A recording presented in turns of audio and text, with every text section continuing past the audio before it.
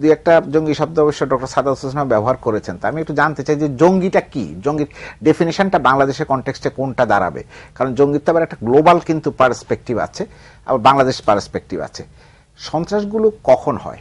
আপনি যখন রাজনীতিতে শান্তিপূর্ণ পরিবর্তনের, শান্তিপূর্ণ পদক্ষেপে, শান্তিপূর্ণ আন্দোলনের, মত প্রকাশের পথকে বন্ধ করে দেবেন, তখন কিন্তু আপনি পছন্দ করুন বা না করুন, আপনি এই জন্য আমাকে নিন্দা করতে পারেন, কিন্তু তখন মানুষ ওই ধরনের কর্মকাণ্ডের দিকে ধাবিত হয়। এখন তখন যেটা হয়, যেটা বুলবুল বলল, যে সেখানে ওই কর্মকাণ্ডের অন্য শক্তি কিন্তু সেটা সুযোগ নেওয়ার চেষ্টা করে, যেটা এইখানে আমার কাছে মনে হচ্ছে যে কতগুলো ঘটনা আপনি যদি বিশ্লেষণ করেন, আপনি বিশ্লেষণ করে এর কোনো জবাব দিতে পারবেন না যেটা রাজনৈতিক দলগুলোর জন্য কিনা, প্রযোজ্য কিনা। আর আরেকটা হচ্ছে যেটা যে রাষ্ট্রের বিভিন্ন প্রতিষ্ঠান যেহেতু সরকারের সঙ্গে একেবারে ওতপ্রোতভাবে জড়িত আছে, সেজন্য সরকার মনে করেন যে আমরা যেভাবে খুশি সেইভাবেই লাঠিপেটা করে আমরা যেতে পারবো। কিন্তু এই যে পুলিশকে নির্দেশ দিয়েছেন প্রধানমন্ত্রী বা প্রেসিডেন্ট বলেছেন, এটা তো এর ফলে যেটা হয় সেটা হচ্ছে যে পুলিশ কিন্তু এমন একটা জায়গায় চলে যাবে যে সেখানে আপনাকে আমাকে সবাইকে খেয়ে ফেলবে। কিন্তু এই প্রবণতাটা আমি দেখলাম যে দুদিন আগে জাম্বিয়াতে প্রেসিডেন্ট একই ধরনের অনুরূপ আদেশ দিয়েছেন, কারণ সেখানে একই ঘটনা ঘটছে, বিরোধীরা সেখানে নির্বাচনের জন্য আন্দোলন করছেন এবং জাম্বিয়ার প্রেসিডেন্ট বলছেন পুলিশকে যে যেইভাবে পারো এইটাকে তুমি দমন করো। এখন হয় কি, পুলিশ এমন একটা শক্তি, পুলিশ কি রাষ্ট্রের চেয়ে বড় শক্তি, বা রাষ্ট্র যারা পরিচালনা করেন সেই সরকারের চেয়ে পুলিশ বড় শক্তি, না পুলিশ রাজনৈতিক নেতৃত্বের অধীন? এই প্রশ্নটা কিন্তু আজকে সামনে চলে এসেছে। পুলিশের, র্যাবের, বিজিবির প্রধানরা যেই ভাষায় কথা বলেছেন সেটা তো হতে পারে না, গ্রহণযোগ্য হতে পারে না। র্যাবের ডিজি যখন বলেন যে আমরা হাডুডু খেলতে এসছি কিনা, তখন কিন্তু দেখেন একটি সভ্য রাষ্ট্রে, যেই রাষ্ট্রটি আমরা যুদ্ধের মাধ্যমে অর্জন করেছি, যেই রাষ্ট্রে আমরা আইনের শাসন প্রতিষ্ঠা করবার জন্য কথা বলি, যেই রাষ্ট্রে আমরা গণতন্ত্র প্রতিষ্ঠার কথা বলি, যেটাকে আমরা বলি যে মুক্তিযুদ্ধের আদর্শ, সেইখানে আমি জানি এটা অনেকে করবেন না, কিন্তু আমি যেটা স্মরণ করিয়ে দিতে চাই যে এই ধরনের নির্ভরশীলতা যদি ভবিষ্যতে কখনো দিন বদল হয়, যদি কখনো দিন বদল হয়, তখন কিন্তু এই যে করে দেওয়া হচ্ছে, অবমুক্ত করে দেওয়া হচ্ছে, ওই যে পুকুরে মাছের পোনা অবমুক্ত করা হয়, অবমুক্ত করে দেওয়া হচ্ছে, এটা কিন্তু যারা করছেন তাদেরকে খেয়ে ফেলবে। কারণ তারা এই আইন শৃঙ্খলা রক্ষাকারী বাহিনীর বিরুদ্ধে অতীতে তারা অনেক অভিযোগ করেছেন, কেমন না? তো আজকে হঠাৎ করে দেখলাম যে আইন শৃঙ্খলা রক্ষাকারী বাহিনীর উপরে তারা সাংঘাতিক রকম ভাবে নির্ভর করছেন। আপনি জনতার কথা বলছেন, জনতাকে তো আপনি দুই রকম ভাবে জনতা সামনে আসে। আপনি ঢাকা শহরের জনতা আর ঢাকার বাইরের জনতা কিন্তু এক না। ঢাকার বাইরে কিন্তু জনগণ ঠিকই তার কাজ করে যাচ্ছে। ঢাকাতে সমস্যাটা হচ্ছে আমি, আপনি, জনাব খালেকুজ্জামান, আমরা তো সব ভদ্রলোক, আমরা কিন্তু রাস্তায় নামবো না যদি পরিস্থিতি ওই রকম ভাবে, আমি বুলবুলের নামটা বলছি, তো যদি পরিস্থিতি ওই রকম ভাবে না হয়, যে এটা ধরেন আপনি এই যে কোকর জানা যায় যে এত লক্ষ লোক আসলো, কেন আসলো? কারণ তখন মানুষের একটা ধারণা ছিল যে এটাকে কেন্দ্র করে কোন রকমের সরকারের দিক থেকে কোনো ভায়োলেন্স হবে না, গুলি হবে না, বোমা হবে না, সো আমরা যাই। সেখানে উল্টো দিক থেকেও মানে বিরোধীর পক্ষ থেকেও আবার কোনো পেট্রোল বোম টোম এই সমস্ত হবে না। না, ওই তো মানে আপনার ওই একটা ছিল আপনার ওইখানে, তো সেইটা একটা বিষয় আছে। তো সেই রকম হলে আপনি ঢাকা শহরে আপনি বলেন যে কেউ কোনো করবে না, মানে বিরোধী দল কোনো রকমের কোনো সন্ত্রাস করবে না, বা বিরোধী দলের কর্মীরা কোনো রকমের সংঘর্ষে লিপ্ত হবে না, কোনো কিছুতে হবে না। আমরা বিরোধী দলকে শান্তিপূর্ণ মত প্রকাশের, বিক্ষোভ প্রকাশের সমস্ত নিশ্চয়তা দিচ্ছি। তখন দেখেন আপনি মানুষ তার সঙ্গে যায় কিনা।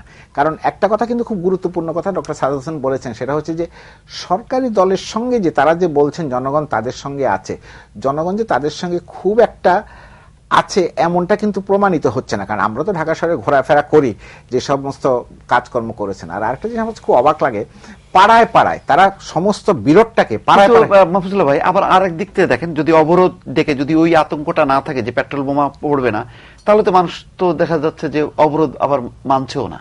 না না না, অবরোধ আপনি অবরোধ মানছে না মানে কি? যদি অবরোধ না মেনে থাকে, আপনি তো সরকারি মন্ত্রীদের ভাষায় কথা বলছেন, অবরোধ না মেনে থাকে, অবরোধ হচ্ছে না, না অবরোধ হচ্ছে না, তো অবরোধ না হলে আর সরকারকে এত উদ্যোগী হতে হচ্ছে? রাতের বেলায় গুলি মারা হয় যাতে পরের দিন যাতে খুব জোর। না না, এর মধ্যে সন্ত্রাসী এলিমেন্ট আছে, অসন্ত্রাসী এলিমেন্ট আছে, ভয় দেখানোর এলিমেন্ট আছে, এবং আমি অন্য চ্যানেলেও বলেছি যে এখানে তিন ধরনের শক্তি কাজ করে। মানে ভয় না, আমার কি অবরোধ হতো? এটা হলো একটা কিন্তু বড় প্রশ্ন এখন। না, এই বড় প্রশ্ন তো শুনেন, সেটা যদি বলেন এই কত ভয়, মানে এখানে কত লোক সন্ত্রাসে নিহত হয়েছে? 34 জন, অর্ধেক হচ্ছে বোমার কারণে, মানে কারণে, পেট্রোল বোমার কারণে, বাকি অর্ধেক অন্য কারণে। আর এছাড়াও দগ্ধ হয়ে আরো প্রচুর লোক আপনার বার্ন ইউনিটে আছে। পরিসংখ্যান দিয়ে কথা বললে কিন্তু দুঃখজনক হয়ে যাবে বিষয়টা, কারণ পরিসংখ্যানে 1 মাসে সড়ক দুর্ঘটনায় কত লোক মারা যায়, তার জন্য কি আমার হৃদয় না রাখেন, তার জন্য কি আমার হৃদয় উদ্বেলিত হয়? ওটার জন্য তো আতঙ্ক তৈরি হয় না। না কেন আপনি কোনো উচ্চারণ করেন না? একটা গাড়ি পুড়লে কিন্তু লক্ষ লক্ষ গাড়ি বন্ধ হয়ে যায়। না আমি আসতেছি সেই জায়গাটাতে। কাজে পরিসংখ্যানটা কোনো না, অজুহাত না। একটা মৃত্যুই, সেটা মানে আপনাকে সেইভাবে দেখতে হবে। আপনি এটাকে যে আরো 10টা অন্য জায়গায় হয়েছে বলে এই একটা যুক্তিসঙ্গত সেটা না কিন্তু। এবং এই ধরনের সন্ত্রাসের মাধ্যমে মৃত্যু যেমনি নিন্দনীয়, রাষ্ট্রীয় সন্ত্রাসের মাধ্যমেও মৃত্যু সমানভাবে নিয়ন্ত্রিত। একটা এলাকার লোকে হয়তো একটা ঘটনা ঘটেছে, সেখানে আপনি পুলিশ গিয়ে সেই এলাকার সকল লোককে পেটাবেন, এটা তো যুক্তি হতে পারে না আজকে 2015 সালে। এই যে তারা আজকে সরকার বলছেন যে পাড়ায় পাড়ায় কি শান্তি কমিটি করবেন বা সম্প্রীতি কমিটি করবেন, কেন আপনি পাড়া পর্যন্ত নিয়ে যাচ্ছেন কেন, মহল্লা পর্যন্ত নিয়ে যাচ্ছেন কেন? এটা 1971 সালে কিন্তু এই চেষ্টা করেছিল পাকিস্তান সরকার, শেষ পর্যন্ত সফল হয় নাই। এইটা আপনি পাড়ায় পাড়ায় আপনি পাড়ায় পাড়ায় বিভাজনটা নিয়ে যেতে চাচ্ছেন।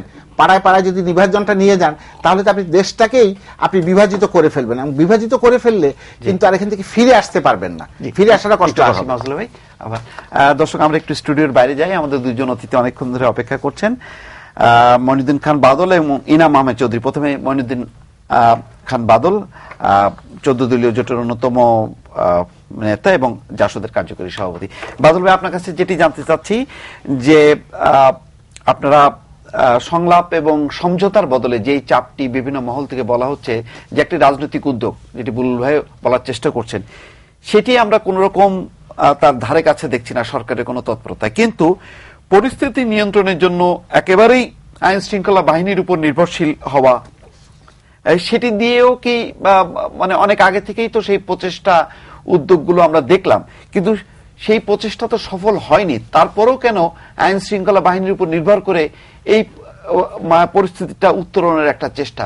উত্তরণের চেষ্টা তো সবচেয়ে বড় একটা হাতিয়ার হতে পারত সংলাপ এবং সমঝোতা, যেটি বিরোধী দলের পক্ষ থেকে তাদের এই মুহূর্তের দাবি। সেই দিকে যাচ্ছে না কেন বাদল ভাই?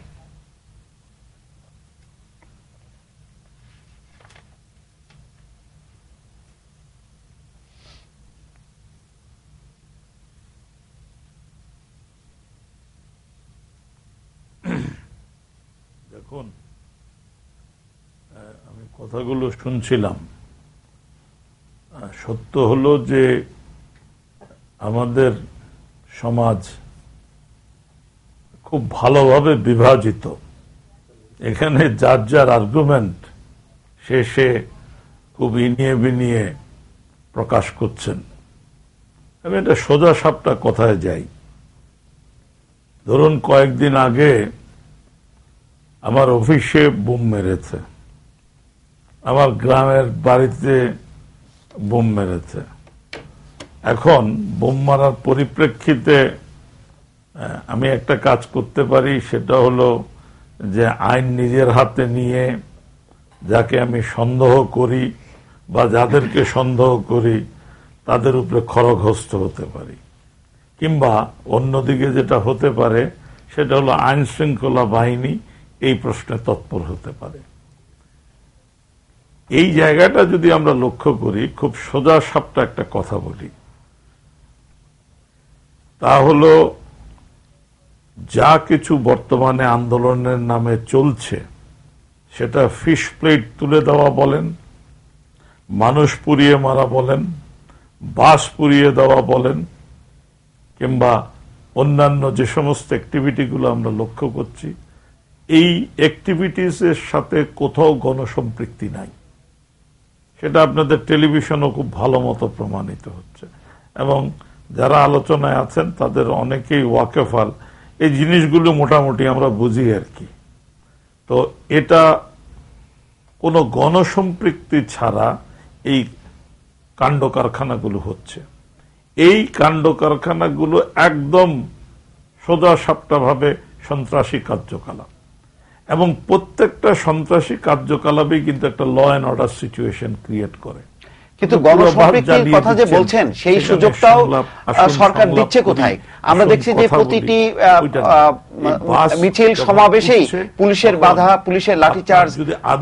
তাহলে কোথায় সুযোগটাই কোথায়? সেই গণতান্ত্রিক অধিকার তো দেয়া হচ্ছে না।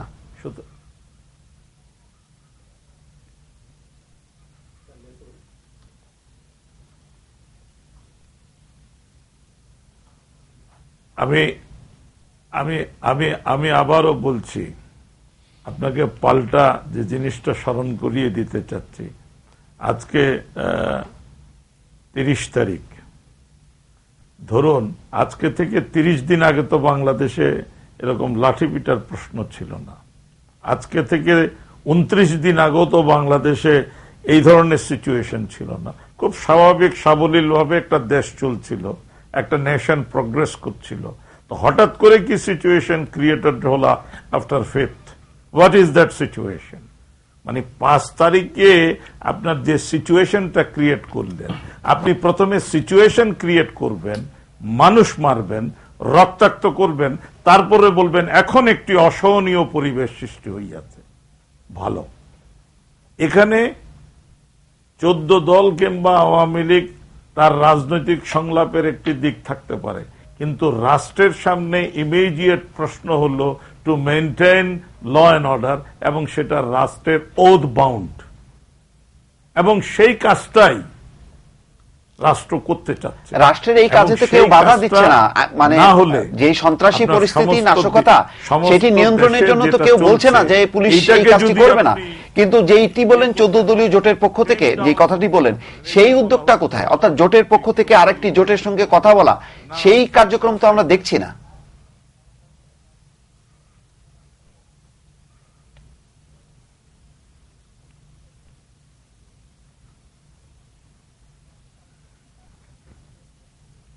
আমি খুব পরিষ্কারভাবে বলছি, এই কাজগুলো যেগুলো হচ্ছে, যেগুলোকে আমরা সন্ত্রাসী অ্যাক্টিভিটি মনে করি, এই কাজগুলো বন্ধ না হওয়া পর্যন্ত আপনি গণতন্ত্রের পতাকা উড়াতে পারবেন না।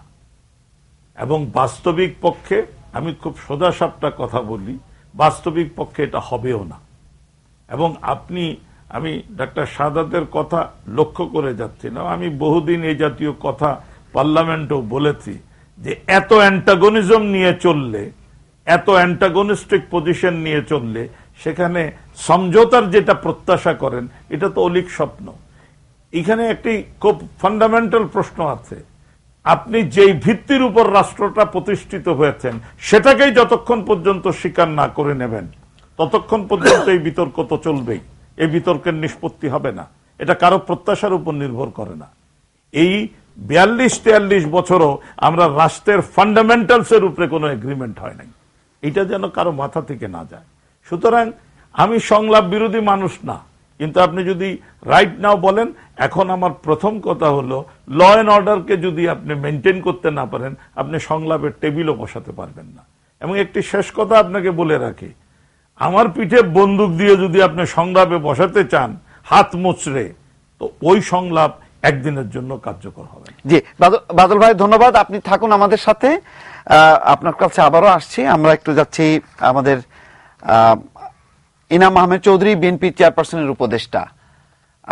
আপনার কাছে যেটি জানতে চাচ্ছি ইনাম আহমেদ চৌধুরী, সেটি হচ্ছে আপনি নিশ্চয়ই শুনেছেন মনিউদ্দিন খান বাদলের বক্তব্য, অর্থাৎ একটি সরকারকে একটি পরিস্থিতির মুখে ঠেলে দিয়ে তাকে সংলাপে বাধ্য করা, সেই পরিস্থিতিটা তারা কেন স্বীকার করবেন এই কথাটাই বলছেন। এখন মানে এখন এই অবস্থার মধ্যে যেটি চলছে, যে অবস্থার দিকে চলে গেছে, সেই অবস্থাটা যদি আপনারা নিয়ন্ত্রণ না করেন, অর্থাৎ ওনারা ইঙ্গিত দিচ্ছেন সন্ত্রাস বা নাশকতাটা, সেটি বন্ধ করে সংলাপের দিকে যাওয়ার কোনো মানসিকতা আছে কিনা আপনাদের?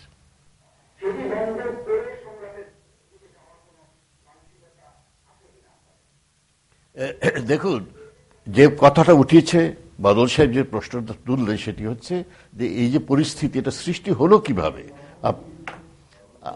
আপনারা দেখেন চিন্তা করে যে 5 তারিখ যখন একটা সমাবেশের অনুমতি চাওয়া হলো, সমাবেশের ঘোষণা দেওয়া হলো, এবং এটা অত্যন্ত সঙ্গত কারণে সেটা করতে দেওয়া হলো না। এবং তারপর থেকে কি হলো আপনারা দেখেছেন, রাজনৈতিক অফিস যেটা সব বন্ধ করে দেওয়া হলো, যারা সভানেত্রী ছিলেন, যে চেয়ারপারসনের অফিস, তিনি অবরুদ্ধ হয়ে গেলেন, কোনো সভা সমিতি করতে দেওয়া হলো না। তারপরে কি হবে? এবং আমি এটা বিদেশি সাংবাদিকের রিপোর্টেও দেখেছি, এটা আজকে দেখলাম যে প্রথম যে 4টে ক্যাজুয়ালিটি হলো, এই 4টি ক্যাজুয়ালিটি কিন্তু বিএনপি কর্মীদেরই হয়েছিল। সুতরাং এই যে রাজনৈতিক কর্মকাণ্ড বন্ধ করে দেয়া, এই অবস্থার সৃষ্টি হলো কিন্তু সরকারি দলের সরকারের উদ্যোগে হলো। কিন্তু এর আগের কথা চিন্তা করে দেখুন, গত একটি বছর ওই নির্বাচনের পর থেকে বিএনপি যে আন্দোলনগুলো করে গিয়েছে এটা সম্পূর্ণ সুশৃঙ্খল ছিল। ওখানে কোনো এ ধরনের কোনো কিছু হয়নি। সরকারের তরফ থেকে বাধা ওরকম ভাবে দেওয়া হয়নি। কিছু কিছু হয়েছিল, কোনো কোনো জায়গায় যেতে আসতে বন্ধ করা হয়েছিল, কিন্তু তবু আপনারা দেখেছেন প্রত্যেকটি নির্বাচনে আপনার যে লোকাল নির্বাচনে, স্থানীয় নির্বাচনে প্রত্যেকটি ইম্পর্টেন্ট কর্পোরেশনে বিএনপি জিতেছে। এবং আপনারা দেখেছেন যেখানে চেয়ারপারসন খালেদা জিয়া গিয়েছেন, যেখানে অন্যান্য বিএনপির মিটিং হয়েছে, সমাবেশ হয়েছে, প্রচুর প্রচুর প্রচুর জনসমাগম হয়েছে। সম্পৃক্ততা ছিল না এটা কি করে বলা না, যেতে কিন্তু পারে? আপনাদের জনসমাগম তো হয়েছে, আমরা এটা তো দেখেছি। কিন্তু এখন যে আন্দোলনের ঘোষণা আপনারা 7 দফা দেওয়ার তার কয়েকদিন পরেই যেই অবরোধ কর্মসূচি আপনারা অব্যাহত হয়ে দিচ্ছেন, সেখানে যে আন্দোলন, সেখানে তো রাস্তাঘাটে কোথাও সেইভাবে কোনো পার্টিসিপেশন নাই। কিন্তু আমরা যেটা দেখছি যে তার বদলে নাশকতার নানান ঘটনা দেখছি। তাহলে তো আপনি মানে বিরোধী পক্ষ চলবে কিভাবে সামনে? আন্দোলন নাই কিন্তু নাশকতা আছে। তাহলে এই পরিস্থিতিটা কি আপনি মনে করেন যে একটা সঠিক অবস্থানে আছে? চাই না, এবং আমি এটা মনে করি না, সন্ত্রাস দিয়ে কোনো কাজ হবে না। সন্ত্রাসের পক্ষপাতিত্ব মোটেই নই। এবং এটা যে কাজ হচ্ছে এটা প্রসঙ্গে কথা আছে। আপনি দেখুন, রাজনৈতিক আন্দোলন বা করার কোনো সুযোগই এখন নেই। একটি সুযোগ পেয়েছিল, মনে করেন এই যে আরাফাত রহমান কোকর জানাজাতে মানুষ আসতে পেরেছিল, ইয়ে করেছিল, আপনি মানুষের সমাবেশ দেখেছেন, জনতা বাংময় হতে পারতে পারে সেটাও আপনারা লক্ষ্য করেছেন। সেই লক্ষ লক্ষ মানুষ একটাই বাণী দিয়েছে যে আমরা সংযতভাবে কথা বলতে পারছি। কিন্তু যে জিনিসটা বলা হচ্ছে যে এই যে বর্তমানে যে অবস্থা সৃষ্টি করছে, এই যে আপনার সন্ত্রাস হচ্ছে, এটা কারা করছে? এটাকে প্রথম লক্ষ্য করতে হবে। কারা করছে, কিভাবে হচ্ছে, এটাও লক্ষ্য করতে হবে। আপনি দেখুন, বিএনপি চেয়ারপারসন বলেছেন বিএনপির সঙ্গে এটা সম্পৃক্ততা নেই, তিনি বলছেন। এদিকে সরকার দল বলছে সরকারের সঙ্গে সম্পৃক্ততা নেই। আমরা ভিকটিমস এর মধ্যে দেখছি সরকারি দলের লোক রয়েছেন, বিএনপির লোকেরা রয়েছেন, বিএনপির লোকেরা আক্রান্ত হয়েছেন, তাদের বাড়িতে ককটেল পড়েছে, তারাও বোমাহত হচ্ছেন, তারাও মারা যাচ্ছেন, হচ্ছে এগুলো। সুতরাং একটা রাজনৈতিক অনিশ্চয়তা, রাজনৈতিক এই ধরনের একটা যে অবস্থা যখন সৃষ্টি হয়, তখন সন্ত্রাসীরা মাথা চাড়া দিয়ে ওঠে, এবং এটাই হচ্ছে বিপজ্জনক অবস্থা। আপনাকে এটা রাজনৈতিক সমাধানে আসতে হবে, সংলাপে আসতে হবে, এবং একটা সমাধান খুঁজতে হবে। সমাধান যদি না বের করতে পারেন, তাহলে সন্ত্রাসীরা মাথা চাড়া দেবে, চরমপন্থীরা দখল করে দেবে মাঠ, আপনি পাবেন না। এই কঠোর হাতে সন্ত্রাসের বিরুদ্ধে যে তাহলে সরকারের যে এখন অবস্থান, কঠোর অবস্থান নিচ্ছে, তাহলে সেটা কি সমর্থন করেন? কিন্তু সমস্যার সমাধান হবে না। সমস্যার সমাধান করতে হলে আপনার সমঝোতা এবং প্রীতির সম্পর্ক রাখতে হবে, এবং সেই সম্পর্ক দিয়ে করতে হবে। আপনি যখন, লোকেরা কিন্তু বিশ্বাস করছে না, এই যে বলা হচ্ছে যে এই বিএনপির নেতারা করছে, লোকেরা কি বিশ্বাস করছে কেউ? এম কে আনোয়ার, আব্দুল্লাহ মিন্টু আর মির্জা আলমগীর এরা গিয়ে বোমা মারছেন, লোকেরা কিন্তু এসে বিশ্বাস করছে না। লোকেরা এটাও বিশ্বাস করছে না, কেননা এটা ঘটনা হওয়ার সঙ্গে সঙ্গে কোনো ইনভেস্টিগেশন না করেই শত শত লোক। অবশ্যই সেটা নিয়ে প্রশ্ন আছে। ইমাম আহমেদ চৌধুরী, আপনার কাছে আসছি। আমরা আমাদের একটি নিয়ম অনুযায়ী একটি বিরতিতে যাব। আমরা বিরতির পর আবার ফিরবো দর্শক মূল প্যানেলে। তারপর আমরা আবার যাব আমাদের অতিথির কাছে, স্টুডিওর বাইরে যারা আছেন তাদের কাছে। এখন একটা ছোট্ট বিরতি নিচ্ছি, সঙ্গেই থাকুন।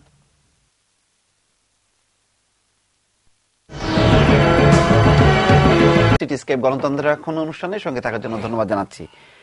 দর্শক, আমরা আবার দ্বিতীয় পর্যায়ে আমরা অনুষ্ঠান করছি। আমরা শুরুতেই আমাদের এই বিষয় নিয়ে সাধারণ মানুষের যে মতামত আমরা পাচ্ছি, সেই মতামতের কিছু অংশ আমরা তুলে ধরছি।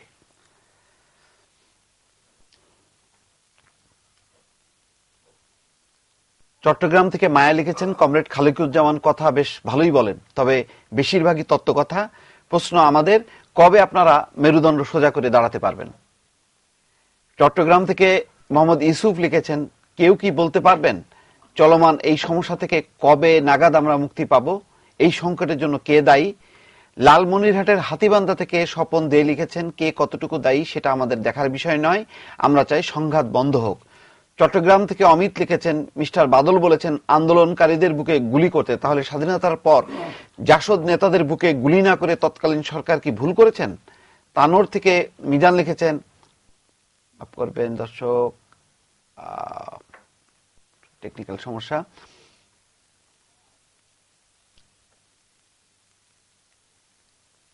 আমি আসছি আবার। তানোর থেকে মিজান লিখেছেন, আসলে দেশ এখন কিছু ভুয়া রাজনীতিবিদের হাতে জিম্মি। ঢাকার মোহাম্মদপুর থেকে মামুন লিখেছেন, নব্য আওয়ামী লীগারদের কথাবার্তা এখন শালীনতার মাত্রা ছাড়িয়ে গেছে, অথচ সঠিক ভোট হলে এদের জামানত থাকবে না। বগুড়া থেকে রকি লিখেছেন, গণতন্ত্র আসলে এখন কোথায়, কে ক্ষমতায় থাকবে আর কে যাবে সেটা তাদের ব্যাপার, কিন্তু আমরা জনগণ কেন কষ্ট পাব। রংপুর থেকে সবুজ লিখেছেন, সত্যি কথা বলতে কি আমার উপলব্ধি হলো 14 দল এবং 20 দল এরা কেউই জনগণের ভালো চায় না।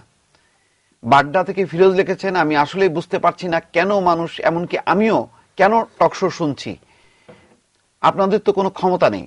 সিলেট থেকে সাগর লিখেছেন, দেশটা আওয়ামী লীগের নয়, দেশটা বিএনপিরও নয়, দেশটা জনগণের, তাহলে আমরা জনগণ কেন ওই দলের কাছে জিম্মি হয়ে থাকব।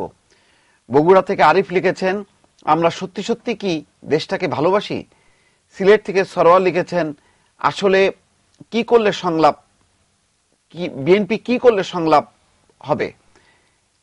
ভাঙা থেকে সবুজ লিখেছেন, আমি একটি ছাত্র সংগঠন করি, তবে গত কয়েকদিনের ঘটনায় সিদ্ধান্ত নিয়েছি আর করব না, রাজনীতিকে আমি এখন ঘৃণা করি। নানান ক্ষোভ হতাশার কথা। দর্শক আমরা আসি আবার। দর্শক আমরা আলোচনায় আসার আগে আমরা কিছুক্ষণ আগে আমরা কিছু সাধারণ মানুষের কিছু মতামত নিয়েছি বর্তমান পরিস্থিতির উপর, আমরা সেগুলি একটু দেখে নিই। গত 5ই জানুয়ারি 2014 সালের নির্বাচনের দিন আমার ছোট ভাইকে আগুনে করে মারা হয়েছে।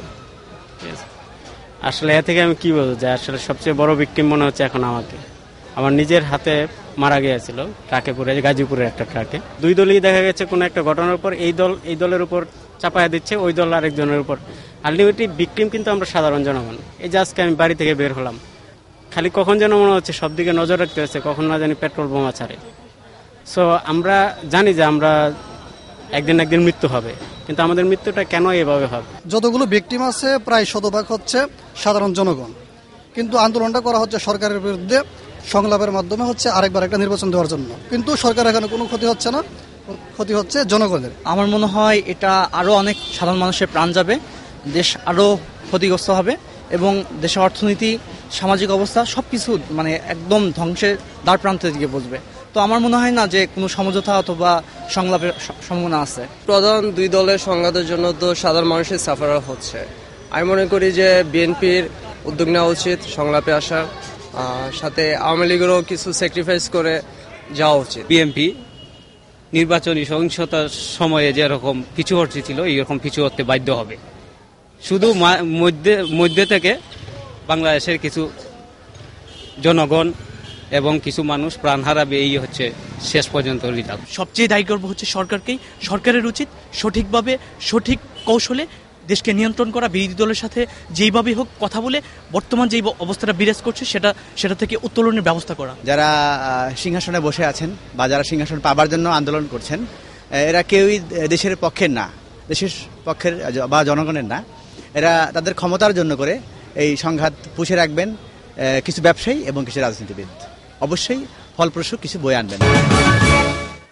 দর্শক আমরা দেখলাম আসলে নানান ধরনের মতামত, আসলে কোনো একটা কনক্লুশন আমরা পাচ্ছি না, এই অবস্থার মধ্যে দিয়েই চলছে। আপনার কাছে আসি, আসলে যে অবস্থাটা সেটি কি, যেটি আমরা সন্ত্রাস নাশকতার কথা বলছি, যেটি দুই পক্ষই, বুলভাই বললেন দুই পক্ষই নিন্দা করছে, তাহলে সন্ত্রাস নাশকতার কাছে কি সরকারও জিম্মি হয়ে গেল, আন্দোলনও জিম্মি হয়ে গেল? এমনই অবস্থাটা যে কোনো কিছুই আমরা এর বাইরে আমরা যে একটা সমাধানের দিকে যাব, সেই পথগুলো কি রুদ্ধ হয়ে যাচ্ছে? মাসখানেক ধরে এটা চলছে, এখনো কোনো সলিউশন দেখা যাচ্ছে না। আমি তো বলেছিলাম প্রথমেই যে দুই একদিন হয়তো একটু কমে যায়, তখন মনে করে যে বোধহয় এখন এটা আস্তে আস্তে সাবসাইড করবে, তারপরে আর একটা বড় ঘটনা ঘটে, তখন মনে হয় যে না।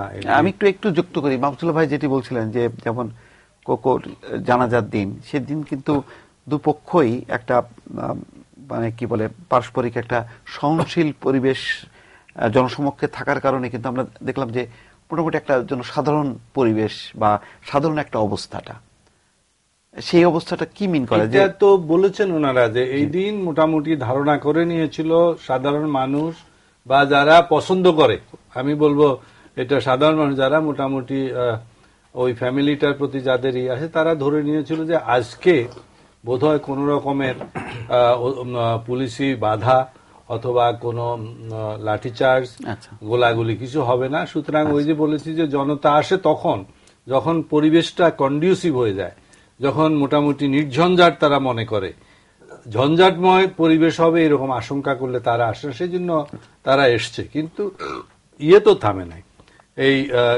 সংঘাত যেটা সেটা থামে নাই। এটা থামছে না এই কারণে দুই পক্ষই মনে করছে যে আমরা, যেমন এখানে খেয়াল করে দেখেন মোটামুটি ভাবে বিভিন্ন রকম ওপিনিয়ন আসছে। এক গ্রুপ বলছে যে বর্তমানে যারা আন্দোলন করছে তারা নিস্তেজ হয়ে যাবে, তারপরে তারা পিছু হটে যাবে, তখন এটা ঠিক হয়ে যাবে।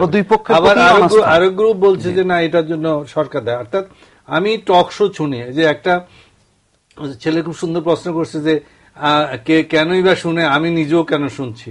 আমি নিজেও মাঝে মাঝে ভাবি যে টক শো শুনে কি লাভ, অযথা কি শুনবো না। কিন্তু তারপরে আবার দেখি যে রেডিও টেলিভিশন কিন্তু আবার ঘুরে ওইখানে নিয়ে যায়, কারণ এইখানে ওই অল্টারনেটিভের ব্যাপার। বেটার শো কি আছে, যখন টক শো বাদ দিয়ে অন্যগুলি যাই সেখানে সমানে অ্যাডভার্টাইজমেন্ট চলতেছে, লারে লাফা কথা হইতেছে, কোনো কাজ নেই। অন্য আরেকটা বাংলাদেশে আপনি আপনারা টিভি ইয়ে করেন, আর একটা এন্টারটেইনমেন্ট সুন্দর করে আপনার কোন সুন্দর এন্টারটেইনমেন্ট আছে কিনা, যে একটা মিউজিক্যাল ইয়ে যে ঠিক আছে খুব সুন্দরভাবে, কি একটা বিপ্লবী এর উপর।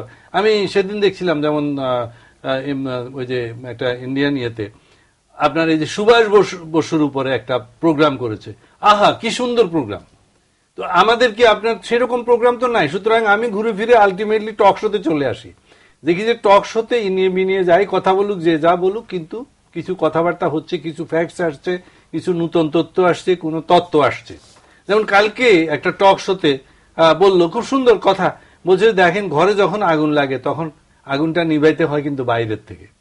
সুতরাং এখানে যত কথাই বলেন, যারা যারা মারামারি করছে তারা বন্ধ করবে না, এটা বাইরের থেকে নিভাইতে হবে। আমি এর উপর ইয়ে করে আবার বলে দিয়েছি এক জায়গাতে যে বাইরে একটা বিরাট ক্ষমতাধর ব্যক্তি কেউ থাকতে হবে, অভিভাবক যে মিডিয়েট ইয়ে করবে, সে সেরকম ক্ষমতাধর হইতে হবে যার কথা শুনবে।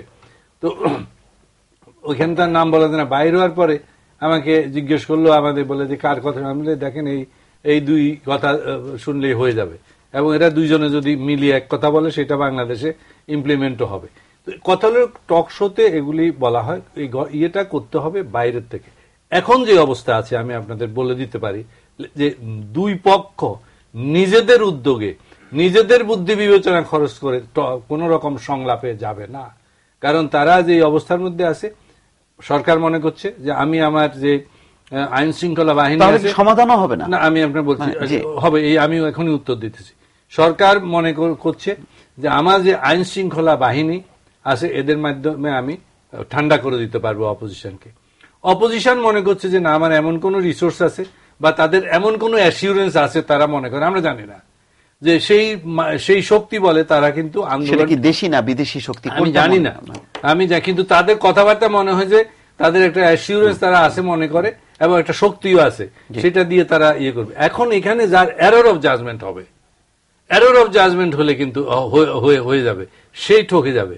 যদি দেখা যায় যে সরকার যে আইন শৃঙ্খলা বাহিনীর উপর নির্ভর করছে, তাদের উপর থেকে শক্ত শক্ত অর্ডার দিচ্ছে, নিচের দিকে ইমপ্লিমেন্ট করছে না, নিচের দিকে তারা চুপচাপ চলে যাচ্ছে। এই যে আমি আপনাকে একটা ছোট্ট যাত্রাবাড়িতে যে হলে তার 200 গজ দূরে পুলিশ ছিল, এবং যারা বক্তব্য রাখছে পত্রিকাগুলি পড়লে অনেক কিছু দেখা যায়, তারা বলছে যে ওরা আগে আসে নাই, এবং পুলিশের থেকে কিন্তু স্টেটমেন্টও দিছে, সেখানে বলছে না আমরা গেছি, ওদেরকে উদ্ধার করতে চেষ্টা করছে। তো এই যে এখন কথা হলে এগুলি আমরা তো আগে তাহলে নিচের দিকে যদি ইমপ্লিমেন্ট না হয় তখনই কি সমাধান ইমপ্লিমেন্ট যদি তখন যদি আমি সরকার আমি যদি বুঝি যে আমার তো অসুবিধা হয়ে যাচ্ছে আর পাচ্ছি না, মানে আমাকে ফিল করতে হবে যে আমার অবস্থা ভালনারেবল। তেমনি ভাবে অপোজিশন তারও একটা স্টেজে এরর অফ জাজমেন্ট হবে, যেটা তাদের কিছুটা হয়েছে 5ই জানুয়ারি 2014, তারা মনে করছিল যে এটা হবে, বা 29শে ডিসেম্বর 2013, এটা হবে, কিন্তু দেখা গেল হয় না। তো এই যখন হবে তখন যদি তারা মানে পরাজিত, তাদের আর বুঝার উপায় থাকবে না, তাদেরকে হটিয়ে দেবে পিঠে। জি, বুঝতে পারছি। আপনাদের কাছে আসছে মঈনুদ্দিন খান বাদল, উনি ক্লান্ত, উনি বেশিক্ষণ থাকতে চাচ্ছেন না, আমরা একটু ওনার কাছ থেকে শেষ বক্তব্য নিয়ে আসি। জি বাদল ভাই, আমাকে শুনতে পাচ্ছেন নিশ্চয়ই? আপনার কাছে আবারও ফিরি। তাহলে যদি এই অবস্থা চলতে থাকে, যেমন একটি কথা মাহফুজুল্লাহ ভাই বলেছেন যে যদি শান্তিপূর্ণ অবস্থা মানে সরকার প্রত্যাশা করে, তাহলে তার তো মিছিল সমাবেশের গণতান্ত্রিক অধিকার দিতে হবে। সেই পথটা যদি খুলে দেওয়া হয়, তাহলে যেই চলমান যে নাশকতা বা সন্ত্রাস, সেটি কিন্তু অনেক দূর হবে, যেটি আমাদের সাধারণ দর্শকরাও বলেছেন যে অবরুদ্ধ অবস্থায় তখন হত্যা, নাশকতা, সন্ত্রাসের প্রবণতাগুলি বাড়ে। যদি খুলে দেওয়া হয়, অর্থাৎ গণতান্ত্রিক অধিকার যদি দেওয়া হয়, যদি মিছিল সমাবেশের অনুমতি দেওয়া হয়, তাহলে কিন্তু পরিস্থিতি স্বাভাবিক হয়। সেই পরিস্থিতি স্বাভাবিক হওয়ার জন্য যে রাজনৈতিক উদ্যোগটা, সেই উদ্যোগটার কথা কি চিন্তা করছে 14 দলীয় জোট বা আপনার দল?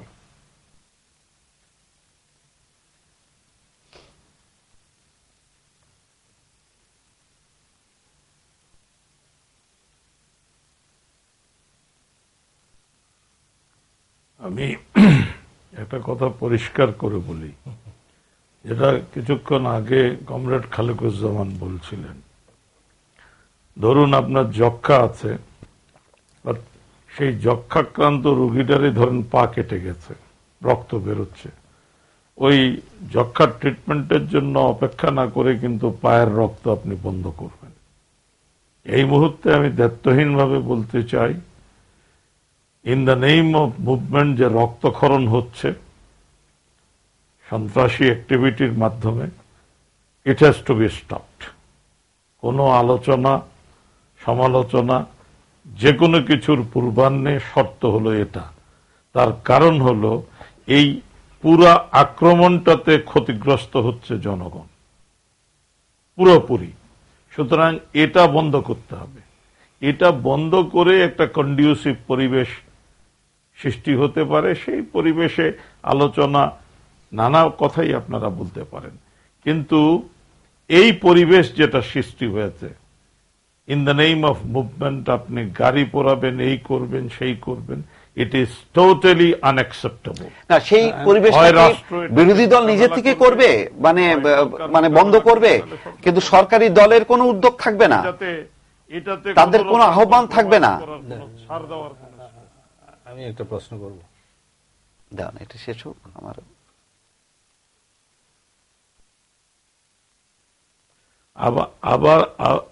আবারও বলছি, যারা অবরোধ ডাকছেন, যারা বলছেন তারা আন্দোলন করছেন, তারা নিজের চোখেই দেখছেন, এবং আপনার টেলিভিশন চ্যানেলগুলো খুব পরিষ্কার কি আন্দোলন হচ্ছে। এই আন্দোলন কোন অবস্থাতেই কোনো গণতান্ত্রিক আন্দোলনের পার্ট বলে কেউ দাবি করতে পারবে না। আমি বলছি যে এই অসহনীয় পরিবেশ হয় সরকার মোকাবেলা করবে, সরকার যদি না পারে তো সরকার তো পদত্যাগ করা উচিত, সেটা মানুষ বলছে, তো না পারলে পদত্যাগ করা উচিত। আর অন্যদিকে যারা গণতন্ত্রের ধ্বজা উড়াতে চাচ্ছেন, তারা এই অগণতান্ত্রিক যে আন্দোলনটি হচ্ছে বা অগণতান্ত্রিক যে মুভগুলো হচ্ছে, সেটা ইউনিলেটারিলি তারা সেটার থেকে পরিত্যাগ করতে পারে। ওটাতে কোনো অন্য অ্যাপ্রোচের কিছু নাই। আপনি তো এটা করছেন। আমি একটা ছোট্ট প্রশ্ন করতে চাই যে বিরোধী জোট যদি এইটা বন্ধ করে, অবরোধ হরতাল, তখন কি আপনারা সাথে সাথে সংলাপে যাবেন, না আপনারা তখন বলবেন যে আমরা বিবেচনা করে দেখব? যদি আপনি তখন বলেন যে আমরা বিবেচনা করে দেখব, বা এখনই যদি বলেন যে আমরা বিবেচনা করে দেখব, তাহলে তো বিরোধী জোট বলবে যে আমরা অস্ত্র জমা দিয়ে তো আমরা তো একবারে হেল্পলেস অবস্থা হয়ে যাবে, তখন আমরা কি করে সামাল দিব? আপনারা তো কিছুই শুনবেন না।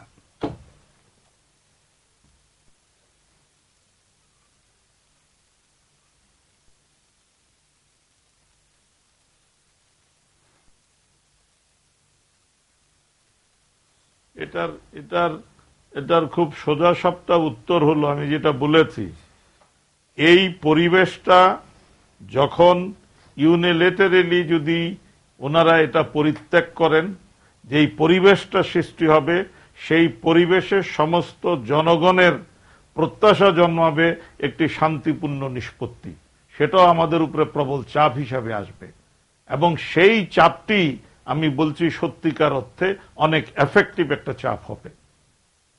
কিন্তু গত এক বছরে তো বিএনপির অনেক বড় বড় জনসভার মধ্য দিয়ে সেই আহ্বানটি জানিয়েছে যে সংলাপের জন্য, কিন্তু সরকার তো কর্ণপাত করেনি। প্রায় 11টি জনসভা করেছে এবং সেখানে বিপুল মানুষের উপস্থিতি ছিল, কিন্তু তারপরেও কিন্তু সরকার কিন্তু সেই অনুযায়ী কোনো সংলাপের আহ্বান তো করেনি, বরং সংলাপের প্রশ্নই ওঠে না।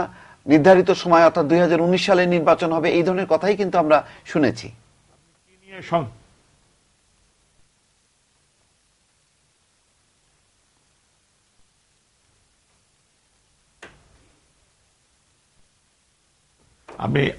আমি আবারও বলি আপনাকে, আপনি যে সংলাপ করতে চাচ্ছেন, আপনি সংলাপ যখন আনলেন তখন আমি বলতে চাই আপনি সংলাপ করতে চাচ্ছেন, সেই সংলাপের কি ইস্যুতে আপনি সংলাপ করতে চাচ্ছেন সেই প্রশ্নগুলো তো আলোচিত হতে পারে।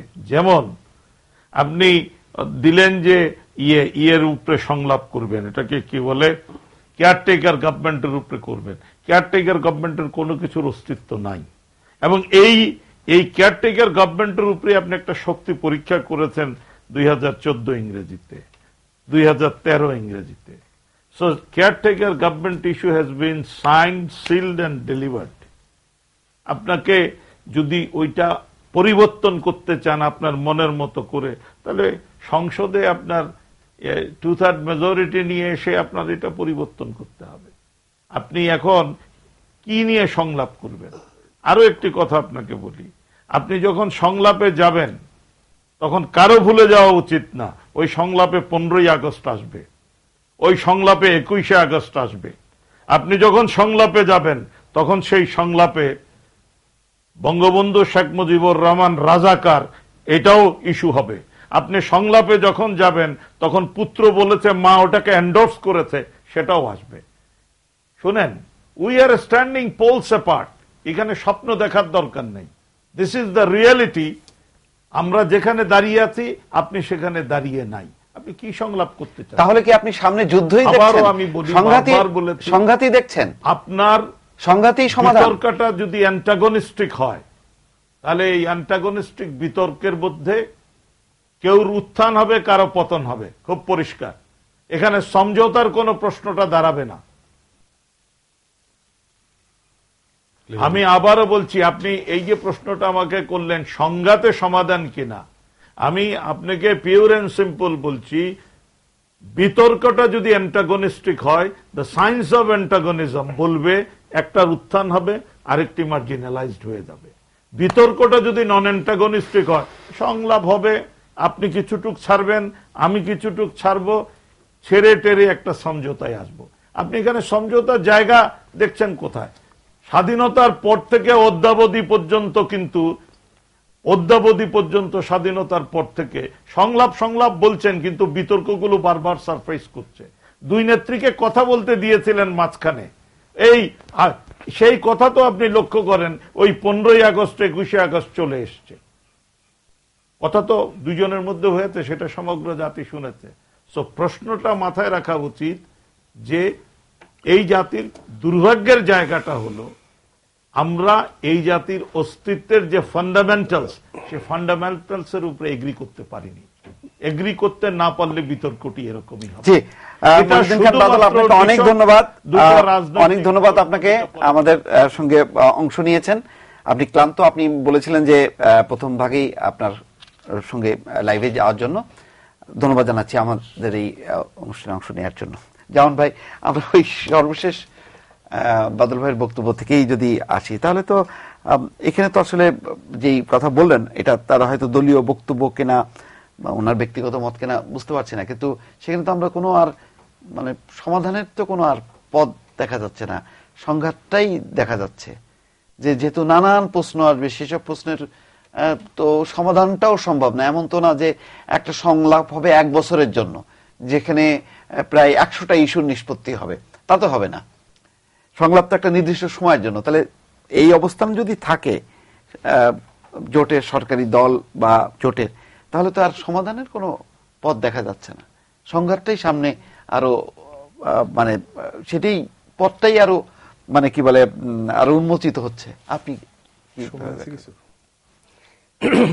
ওই একটা প্রশ্ন করেছিল একজন, জি, সেটা বলছিল যে আমাদের মেরুদণ্ড সোজা করে আমরা আছি কিনা, কবে দাঁড়াবেন দাঁড়াবেন। তো ভালো, কারণ প্রত্যাশার কথা বলছে, আমরা দাঁড়াই আছি। কিন্তু বিষয়টা এটা তো ফিল্ম সিনেমা না যে একজন নায়ক সেখানে দেখা গেলো যে 15 জন 20 জনকে ঘুষি মেরে একদম লাথি মেরে ইয়ে করে সব পরাস্ত করে দিচ্ছে, তারপর সব জগৎ জয় করে ফেলছে। বাস্তব জীবনে তা হয় না। তো ফলে এটা আমরা কিন্তু কোন ধরনের এই আপোষকামী রাজনীতি অথবা হটকারী রাজনীতি সেই ধরনের রাজনৈতিক প্রক্রিয়ার মধ্যে নাই। কিন্তু তাহলে কেন হয়? অনেক সময় প্রশ্ন করে, কয় যে আপনারা কিছু করতে পারেন না কেন? তো এটা কথা হলো যে আপনি গ্যাস চেম্বারে নিঃশ্বাস নিতে পারেন না কেন? একই কথার মতো হয়। তো তখন বলবো যে অন্যরা পারে কেমনে? ওদের মাস্ক আছে, অক্সিজেন পাইপ আছে, সেই জন্য নাই। অক্সিজেন পাইপ মানে হলো কালো টাকা, অক্সিজেন পাইপ মানে পেশি শক্তি ইত্যাদি। তো এখন এগুলিতে আমি সেই বিতর্কে যাব না, কিন্তু সেটা হলো ওর যে প্রত্যাশাটা, সেটা হলো তারা চায় যে একটা এই ধরনের হানাহানি, মারামারি, সংঘাত, আদর্শহীন, নীতিহীন রাজনীতি, পরিবারতন্ত্র, দলতন্ত্র এবং লুটপাটতন্ত্র, স্বৈরতন্ত্র এর হাত থেকে মানুষ সত্যিকার অর্থে তাদের আকাঙ্ক্ষার বাস্তবায়ন চায়। এখন সেইটা একটা অন্ধকার, পুরাটা একটা দিকে অন্ধকার থাকলে একটা দিকে আলো আছে। আমি এর আগে একটা চ্যানেলে বলে আসছি যে এখন এই দুই দল যেমন বললেন যে সংলাপের কথা, আমি তো মনে করি যে দুই দলের শীর্ষ নেতৃত্ব তারা একদিকে কিন্তু দেয়ার ফেয়ার। আপনি বাদল ভাইয়ের প্রশ্নের মনিউদ্দিন খান বাদলও কিন্তু ফেয়ার। আচ্ছা, উনি একটা কথা যুক্ত করতে চাচ্ছেন, মনিউদ্দিন খান বাদল। জি বাদল ভাই, আপনি বলুন, আপনি আপনার বোধহয় কোনো একটা অংশ বাকি ছিল যেটি বলতে চাচ্ছিলেন।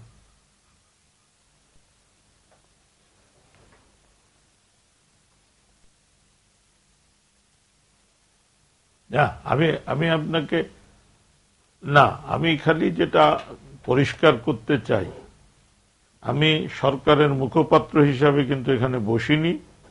আমি যেটা বিশ্বাস করি, যেটা আমি পার্লামেন্টে বহুদিন যাবৎ বলেছি, এবং মোটামুটি আমার বিশ্বাসের অন্তরের অন্তঃস্থল থেকে মনে করি, কনফ্লিক্ট রেজুলেশনের যেগুলো কথা বলা হচ্ছে, আমি মনে করছি বাংলাদেশ ঠিক সেই জায়গায় দাঁড়িয়ে নেই। সো বেসিক্যালি আমি যা বলছি, আমি যা বিশ্বাস করি সেই অপিনিয়নটাই এখানে ব্যক্ত করেছি। জি ধন্যবাদ। এখন সংলাপ কেন বলছি ফেয়ার, কারণ তারা যে বলছেন যে এখন আপনার সংলাপ কি করবেন, সংলাপে যদি বলেন যে আপনি কি ক্ষমতা ছাড়বেন, আর আরেকজনটা যদি বলেন যে আপনি কি ক্ষমতার বাইরে থাকবেন, এটা বিষয় রাজি হবে তারা? তো বলে আপনি কি সংলাপের কথা বলছেন? এখন এটা হলো যে তারা কিন্তু ডিসেপটিভ করে, এটা তো আপনি বলেন ভিতরের কথা, কিন্তু বাইরের যেটি সেটা হচ্ছে যে বিরোধী জোটের প্রধান দাবি হচ্ছে একটি নিরপেক্ষ নির্বাচন। তা তো বুঝলাম, নির্বাচন কি হয়নি দেশে? হয়েছে তো, ঠিক। এখন এই যে তত্ত্বাবধায়ক সরকার নির্বাচন যে হারে, সে কি মানছে? এখন মানছে না, তখন কি মেনেছিল? 91 নির্বাচন কি মেনেছিল? 2006 নির্বাচন কি মেনেছিল? তারপর 2006 নির্বাচন কি মেনেছিল? কোন নির্বাচনটা মেনেছে? এখন মানে নাই। এরপরে সংসদ কি কার্যকর ছিল? নির্বাচন তো হয়েছিল, কেন কার্যকর হয় নাই? এবং পুলিশের অ্যাট্রোসিটি সেটা কোন সময় বন্ধ ছিল? জনগণের উপরে নিপীড়ন, শোষণটা কোন সময় বন্ধ ছিল? তো ফলে এখন যেই কথাটা সেটা হলো যে আমি এই জন্য বলছিলাম যে গোড়ার জিনিসটাকে উদ্ঘাটন করা দরকার। তাহলে আপনি এখন এখানে অবশ্য গাছ দিয়ে রাখছেন টবের মধ্যে আছে, কিন্তু এগুলি দিয়ে কোনো বড় বৃক্ষ হবে না। তো এখন এটা হলো যে আমি বলছি যে এখানে আপনারা আবাদ করেন, ধান লাগান, রবি শস্য করেন, হবে এটা? এটা তো সেই গ্রাউন্ডে মাটি তো নাই। তাহলে সেটা বলছি যে একটা জনগণের শাসন প্রতিষ্ঠা করার জন্য যে জমিন দরকার, যে আবহাওয়া দরকার, যে আইন কানুন দরকার, যে প্রতিষ্ঠান দরকার, সেগুলো অনুপস্থিত। এখন সংলাপ বলতে যদি এটাই ইস্যু হইতো যে কেন এটা কার্যকর হলো না, কারণ আমরা বহুদলীয় পার্লামেন্টারি পদ্ধতি টিকে নাই, একদলীয় শাসন টিকে নাই, মার্শাল ল, মার্শাল ডেমোক্রেসি টিকে নাই, তারপর মিলিটারিজেশন অফ অ্যাডমিনিস্ট্রেশন এবং ইকোনমিক সোসাইটি সব মিলে সেই মার্শাল ল টিকে নাই, তারপর দ্বিদলীয় ব্যবস্থা সেটাও ফেল করে যাচ্ছে। এখন কি এক দলের নেতৃত্বে বহুদলীয় ব্যবস্থার দিকে যাচ্ছে, লড়াইয়ের মধ্যে ফয়সালা। সেটা কিভাবে? সেটা হলো যে এরা ক্ষমতাসীনরা মনে করছে এটা চালাইতে পারবে না বেশি দিন, তাহলে কি হবে? এই টুকটাক এখানে একটা বোমা, ওখানে একটা সন্ত্রাস হবে, তখন তারা বলে ইরাকে হয় না, আফগানিস্তানে হয় না, বলছে তো বা ফ্রান্সে হয় না, হয়। তাহলে আমরা উই হ্যাভ ম্যানেজড। তার মানে তখন এই সিচুয়েশনে এসে তখন তারা বলবে, এখন তারা যখন এই ধরনের দল ইলেকশনের বাইরে টিকবে না, পানি ছাড়া গাছ টিকবে না, এদের ধারণা বলছি যে যদি, কারণ এরা যেই ধরনের যেই জাতের দল, এখন যে তাদের কোনো রকমের কোনো সুযোগ সুবিধা নাই, তাহলে তাদের যে এই সব দলগুলি বেঁচে থাকে রাষ্ট্রশক্তিকে কেন্দ্র করে, সেখানে যে আর্থিক এবং অন্যান্য যে সামাজিক সুযোগ সুবিধা ভোগ করে তার মধ্য দিয়ে এরা বেঁচে থাকে, দলটাকে চালায়। তাহলে এখান থেকে বঞ্চিত হয়ে দলটা রাখতে পারবে না, শাসক শ্রেণীর একটা হিসাব আছে এখানে, ফলে এটা মার্জিনালাইজড হয়ে যাবে এই দলটা, তখন প্রতিদ্বন্দ্বী থাকবে, সমান্তরাল থাকবে না। না থাকলে সেই সিচুয়েশনে এসে তখন চেইন অফ কমান্ড ভাঙবে, দল ভাঙতে পারে, নানান ধরনের অনেক জিনিস তৈরি হবে, সেই সিচুয়েশনে গভর্নমেন্ট ইলেকশনে যেতে পারে। তখন তারা দেখাবে যে আমরা তো ফেয়ার ইলেকশন দিয়েছি। এই সিচুয়েশন যদি না আসে, ইলেকশন দেবে না, বলবে যে আমরা 19 সাল আছি, বা এখন তো 41, কেউ 50 বলে। তো সেটা একটা। আবার এদের প্রশ্ন হলো, তারা মনে করতেছে যে আমি তাহলে আমার তো অস্তিত্বই বিপন্ন হয়ে গেছে। যেমন ওই যে বলছে যে আপনি কি ক্ষমতার বাইরে যাবেন, সে বলছে যাবো কেমনে, হাই স্টেক। ক্ষমতার বাইরে যাওয়া মানে 5000 লোক তো খুন হয়ে যাবে, আর ওরা ক্ষমতার বাইরে থাকা মানে তারা রাষ্ট্রীয় সন্ত্রাসের গুলি টুলি যাই হোক, তারপর দলই তো টিকবে না। তাহলে এ ক্ষমতা ছাড়লে হাজার হাজার কর্মীকে জীবন দিতে হবে, আরও ক্ষমতার বাইরে থাকলে তার দলের অস্তিত্ব বিপন্ন হবে। This is the situation. তো সেই জায়গায় এসে আপনারা বলতেছেন যে আসেন আপনারা মিললে এখন আপনার গলায় দড়ি পড়বেন কিনা, হাসির দড়ি, এটা কে রাজি হবে? তাহলে এই অবস্থায় যদি হয়, তাহলে এই যে আমরা দুই দলের বাইরে যে কিছু ছোট ছোট দল বা শক্তি, তাদের যে আহ্বান এবং রাজপথে এখন তাদের অনশন, সেগুলি কিভাবে কার্যকর হবে ভাই? একটা হচ্ছে, আমি খুব ব্রডার সেন্সে জনাব খালিকুজ্জামান যা বলেছেন তার সাথে আমি একমত এই অর্থে যে আমরা যদি ওইরকম একটা পরিবেশ না পাই, তিনি মৌলিক প্রশ্ন উত্থাপন করেছেন যে আমরা তো ওয়ান্স ফর অল সংলাপ চাই একটা, কিন্তু এর ফলের মধ্য দিয়ে নির্বাচন পদ্ধতিতে অন্তত শেষ করেন, নির্বাচন নিয়ে আর কোনো প্রশ্ন উঠবে না। শুধুমাত্র একটি নির্বাচন কেন, আরো 5টি নির্বাচন, 10টি নির্বাচন, সংসদ কার্যকর হবে। কারণ একটা নির্বাচনের যে মৌলিক শর্তগুলি, সেগুলি কোনো আমলেই কিছু পালিত হয়েছে, কিছু পালিত হয়নি। সেটা চাইবে কে বুল ভাই? এইটাই আমি বলতেছি, যেটা এই জায়গাটাতে শাসক দল কেন চাইবে না, এই জায়গাটা থেকে আমি বলতেছি যে মানে শাসক দল কেন চাইবে না সেটা জনাব খালিকুজ্জামান খুব পরিষ্কার করে বলেছে। বা শাসক দলের বাইরে এখন যে দল মানে আন্দোলন করছে তারাও কেন চাইবে না, পরিষ্কার ভাবে বলেছেন। একটা মানে আমাদের মতো সমাজে যারা ক্ষমতা, যেমন বিএনপি, আওয়ামী লীগ দুইটাই তো ক্ষমতামুখী দল এবং নির্বাচনমুখী দল, নির্বাচন করে তারা ক্ষমতায় যেতে চায়, কাজেই তারা নির্বাচন চাইবে, ক্ষমতায় যেতে চাইবে। যে ক্ষমতায় থাকে সে কিন্তু একটু বেকায়দায় থাকে, আর যে ক্ষমতায় থাকে না সে একটা পপুলার। দুইজনেরই দুই দিকেই ভালো এবং মন্দ দুইটি আছে, দুইটি আছে। যে আপনি ধরেন এখন ক্ষমতায় যারা আছেন তারা আইন শৃঙ্খলার সমস্যা বলে পুলিশ বাহিনীর উপর নির্ভরশীলতা হচ্ছে না। এখন যারা বিরোধী দলে আছেন তারা কি পুলিশকে ব্যবহার করে না? কোহিনুর মিয়ার খবর তো আমরাই প্রচার করেছে। কাজেই দাপট যখন যার কাছে থাকে তিনি সেইভাবেই ব্যবহার করেছেন। কিন্তু যেটি যারা মহিউদ্দিন খান বাদল বললেন যে সব ইস্যুগুলি সংলাপ যখন হবে, তখন আমি যদি আগে থেকেই অনেকগুলি এজেন্ডা সেট করে রাখি, তাহলে তার মানে সংলাপে যাওয়ার আগেই পরিবেশটা, উনি যেমন বললেন যে সরকারকে, বিরোধী দলকে তাদের কর্মসূচি প্রত্যাহার করে একটা পরিবেশ সৃষ্টি করতে হবে, তেমনি সরকারকেও আমার যেটি ধারণা যে একটা পরিবেশ, যেমন কনফ্লিক্ট রেজুলেশনের তো প্রথম শর্তটাই হচ্ছে willing to settle the issue, ইচ্ছা প্রকাশ থাকতে হবে যে আমি মানে সমস্যাটার সমাধান করব। ইচ্ছা প্রকাশটা যদি 1 নম্বর না হয়, বাকি 39টি সমাধান করলেও লাভ হবে না। এটা তো কাজে এই জায়গাটি হচ্ছে, আমার যেটি ধারণা যে আমি মানে ওনারা রাজনৈতিক দল চালান, জোট চালান, সরকারে আছেন, পার্লামেন্টে আছেন, তাদের তো কন্ট্রাডিক্ট করতে পারি না।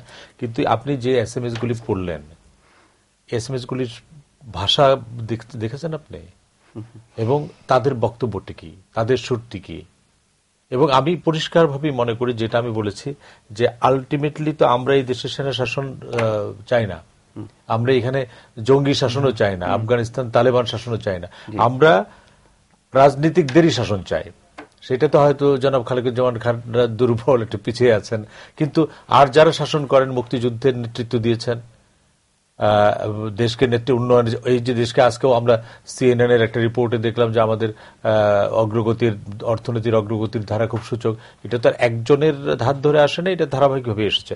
কাজে এই যে জনগণ প্রশ্ন করছে যে আমি রাজনীতিকে ঘৃণা করি, একটা ছেলে বললাম একটা সংগঠন করতাম, এখন আর সংগঠন করি না, রাজনীতি করবো না। একটা ছেলে বলে যে আমার হাতে 5ই জানুয়ারির আগে আমার ভাই মারা গেছে, এখন তো আমি বের হতে পারি না। কতগুলি প্রশ্ন, আপনি হরতাল ডাকছেন, অবরোধ ডাকছেন, এর পার্থক্য কি? হরতাল এবং অবরোধের মধ্যে পার্থক্য, রাজনৈতিক ডেফিনিশন তো চেঞ্জ হয়ে যাচ্ছে। আপনি যে মানুষ যে বের হয়েছে, তারা হরতাল ভাঙার জন্য বার হয় নাই, আবার হরতাল মেনে বাড়িতে থাকেও তাদের অবস্থা নেই। তারা বাধ্য হয়ে বের হয়েছে, তারা জানে যে পেট্রোল বোমা হবে, তারা জানে যে আগুন জ্বালানো হতে পারে।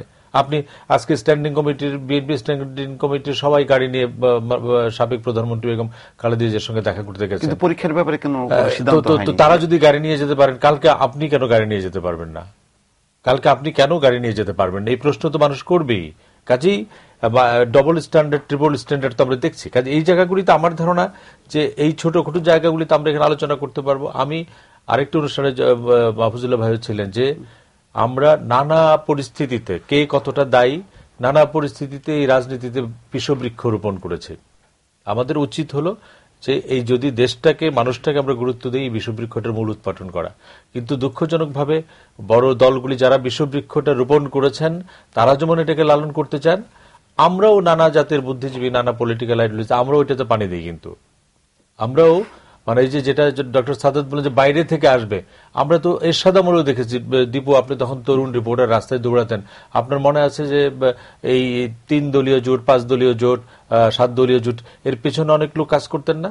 অন্তত আমি তো জানি যে আতস সামাদ ভাইয়ের কথা জানি, ফয়েজ ভাইয়ের কথা জানি, খামের মধ্যে কাগজ ভরে বলতো যে 5 দলের জনসভায় অমুকের কাছে দিবা, আওয়ামী লীগের মঞ্চে অমুক জনের কাছে দিবা।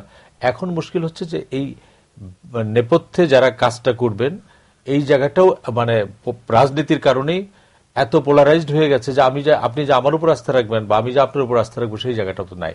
কাজেই এরোশন শুধুমাত্র রাজনৈতিক দলগুলিতেও হয়েছে তা না, এরোশন সমাজের সব, ভাঙনটা সমাজের সব জায়গাতেই হয়েছে। কাজেই এই যে রাষ্ট্রের একটা অচল অবস্থা, এই অচল অবস্থার মধ্যে দাঁড়িয়ে আমরা যদি সবাই এই জায়গাটাতে মনে করি, মানুষটাকেই যদি গুরুত্ব দেই, আপনি আরাফাত রহমান কোকর জানা যায় সফলভাবে জানাজার হয়েছে, আমি তো এটা খুব ইতিবাচক মনে করি যে অন্তত একটা জানাজার সময়ে মানুষের উৎকণ্ঠাটাতে ছিল না। তেমনি 15 লাখ মানুষ পরীক্ষা দিবে, সেটা তো উৎকণ্ঠামুক্ত রাখা দরকার। কতগুলি জায়গাতে উৎকণ্ঠামুক্ত রাখতে হবে আপনাকে।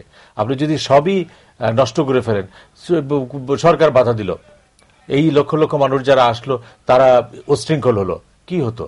একটা হচ্ছে মানে মানবিকভাবে আমরা একেবারে নিচু স্তরে নেমে যেতাম, যে একটি জানাজাও আমরা ঠিকভাবে করতে পারি না। কিন্তু আমি মনে করি যে সকল পক্ষের সমঝোতার মধ্য দিয়ে বা সহনশীলতার মধ্য দিয়ে এটা একটা ভালো দৃষ্টান্ত হয়েছে যে জানাজাটা ভালোভাবে হয়েছে। কাজে আরো তো মানুষের মানবিক আরো অন্য ইস্যু আছে। একজন মৃতের জানাজা আমরা করেছি, জীবিতদের সমস্যা আছে না? জীবিতদের সমস্যাগুলি দেখতে হবে না? মানবিকতা শুধুমাত্র মৃত্যুর সময় জাগ্রত হলে চলবে? কাজেই এই যে রাজনীতি যদি জীবিত মানুষকে ধারণ করতে না পারে, রাজনীতি যদি বড় মাপে বৃহত্তর মানুষকে ধারণ করতে না পারে, তাহলে পরে এই যে প্রশ্নগুলি উঠছে, তারাই তো মানুষ, জনগণ, তারাই তো সাধারণ মানুষ। তাদের এই প্রশ্নের জবাব রাজনীতিকরা দিন। আমরা টকশো দেখে বিরক্ত হন আপনারা, কিন্তু আপনাদের এই কণ্ঠস্বরটাকে তো ধারণ করতে পারছি। যিনি হতাশ হয়েছেন যে টকশো দেখে কিছু হবে না, কিন্তু দীপু আপনার অনুষ্ঠানে তো সেই ভদ্রলোক এই কথাটা বলতে পারলেন, এবং এই কথাটা বলাও যে একটা হতাশা প্রকাশ করা, সেটাও তো অন্তত এই অনুষ্ঠানের মধ্যে দিয়ে করা গেল। সেটাও আমি এই টকশোর এক ধরনের সাফল্য বলে মনে করি। জি, মাহফুজুল্লাহ ভাই, আসবো ইনাম আহমেদ চৌধুরীর কাছ থেকে এসে আপনার কাছে আসেন। যখন খুশি আসেন, টাইম কাটেল করেন না। না, টাইম আছে, অনেক টাইম আছে। আমার টাইম কাটেল করেন না, ওদেরকে যে এরকম টাইম দিয়েছে। ইনাম আহমেদ চৌধুরী, আমরা যাচ্ছি বিএনপির চেয়ারপারসনের উপদেষ্টা। আপনি নিশ্চয়ই আমাদের বক্তব্য শুনছিলেন।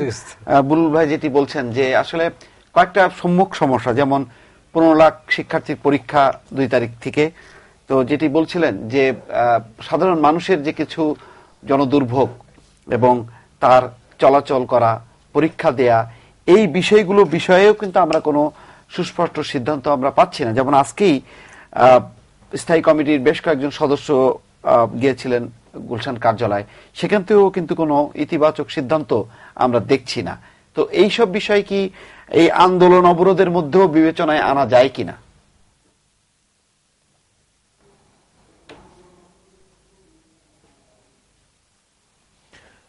দেখুন, ব্যাপারটা হচ্ছে কি, এই আজকে আপনি যেটা প্রশ্ন করলেন যে এই পরীক্ষার সময় অবরোধ কি হবে, এই সম্পর্কে নজরুল ইসলাম খান সাহেব বলেছেন যে লিয়াজো কমিটির একটা সিদ্ধান্ত আলোচনা হবে এবং লিয়াজো কমিটি যে সিদ্ধান্ত দেবে সেই অনুসারে হবে, সেটা তিনি বলেছেন।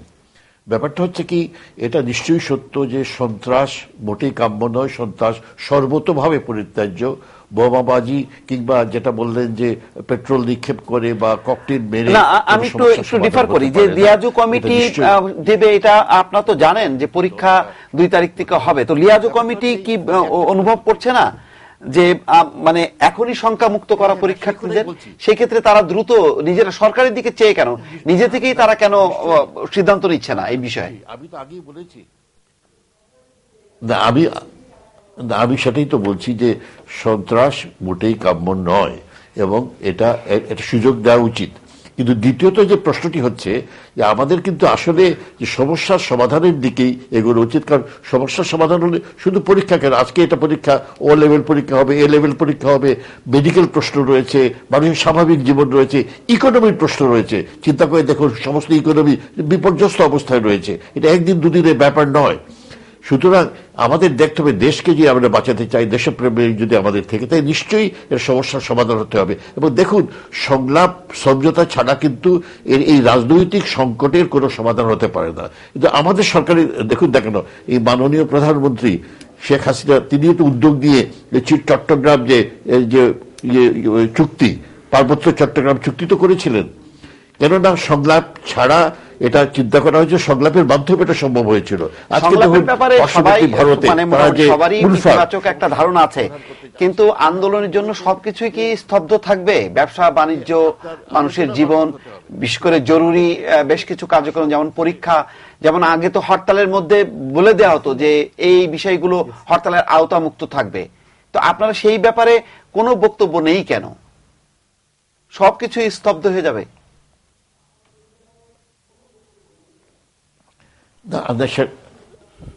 সেটা তো আমি স্ট্যান্ডিং কমিটির মেম্বারও নই এবং আমি দলীয় যে নীতি সেটা আমি নাগরিক হিসেবে আপনি কি রাজনীতিকে সম্পর্কে আমার আলোচনা নেই, সেটা আমি। কিন্তু আমি একটা কথা বলতে পারবো, যেটা আমি বলতে পারি নাগরিক হিসেবে আমি একটা কথা বলতে পারবো এবং একজন রাজনৈতিক সচেতন লোক হিসেবে, যে এই যে বর্তমান যে সংঘাত সংকট আছে এটা রাজনৈতিক সমাধান করতে হবে।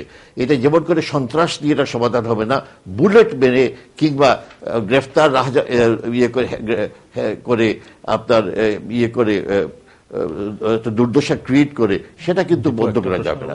সুতরাং এটা চিন্তা করতে হবে যে দুটো প্রশ্ন, একটি হচ্ছে নিশ্চয়ই সন্ত্রাস আইন শৃঙ্খলার প্রশ্ন, সেটা রয়েছে, এবং তার সঙ্গে সঙ্গে বড় যেটা রয়েছে, যেটা যে কারণ, যে যক্ষা রোগের কারণ বললেন, বন্ধ রোগের কারণ বললেন, সেই কারণের ব্যাপারে যেতে হবে, সেটা মোর ইম্পর্টেন্ট। সেই কারণটি হচ্ছে এটা রাজনৈতিক যে এই যে সংকট রয়েছে, এই সংকটের সমাধান, এবং সংকটের সমাধান আপনাকে করতেই হবে আপনার সমঝোতা এবং সংলাপের মাধ্যমে, অন্য কোনো উপায় এটা হতে পারে না।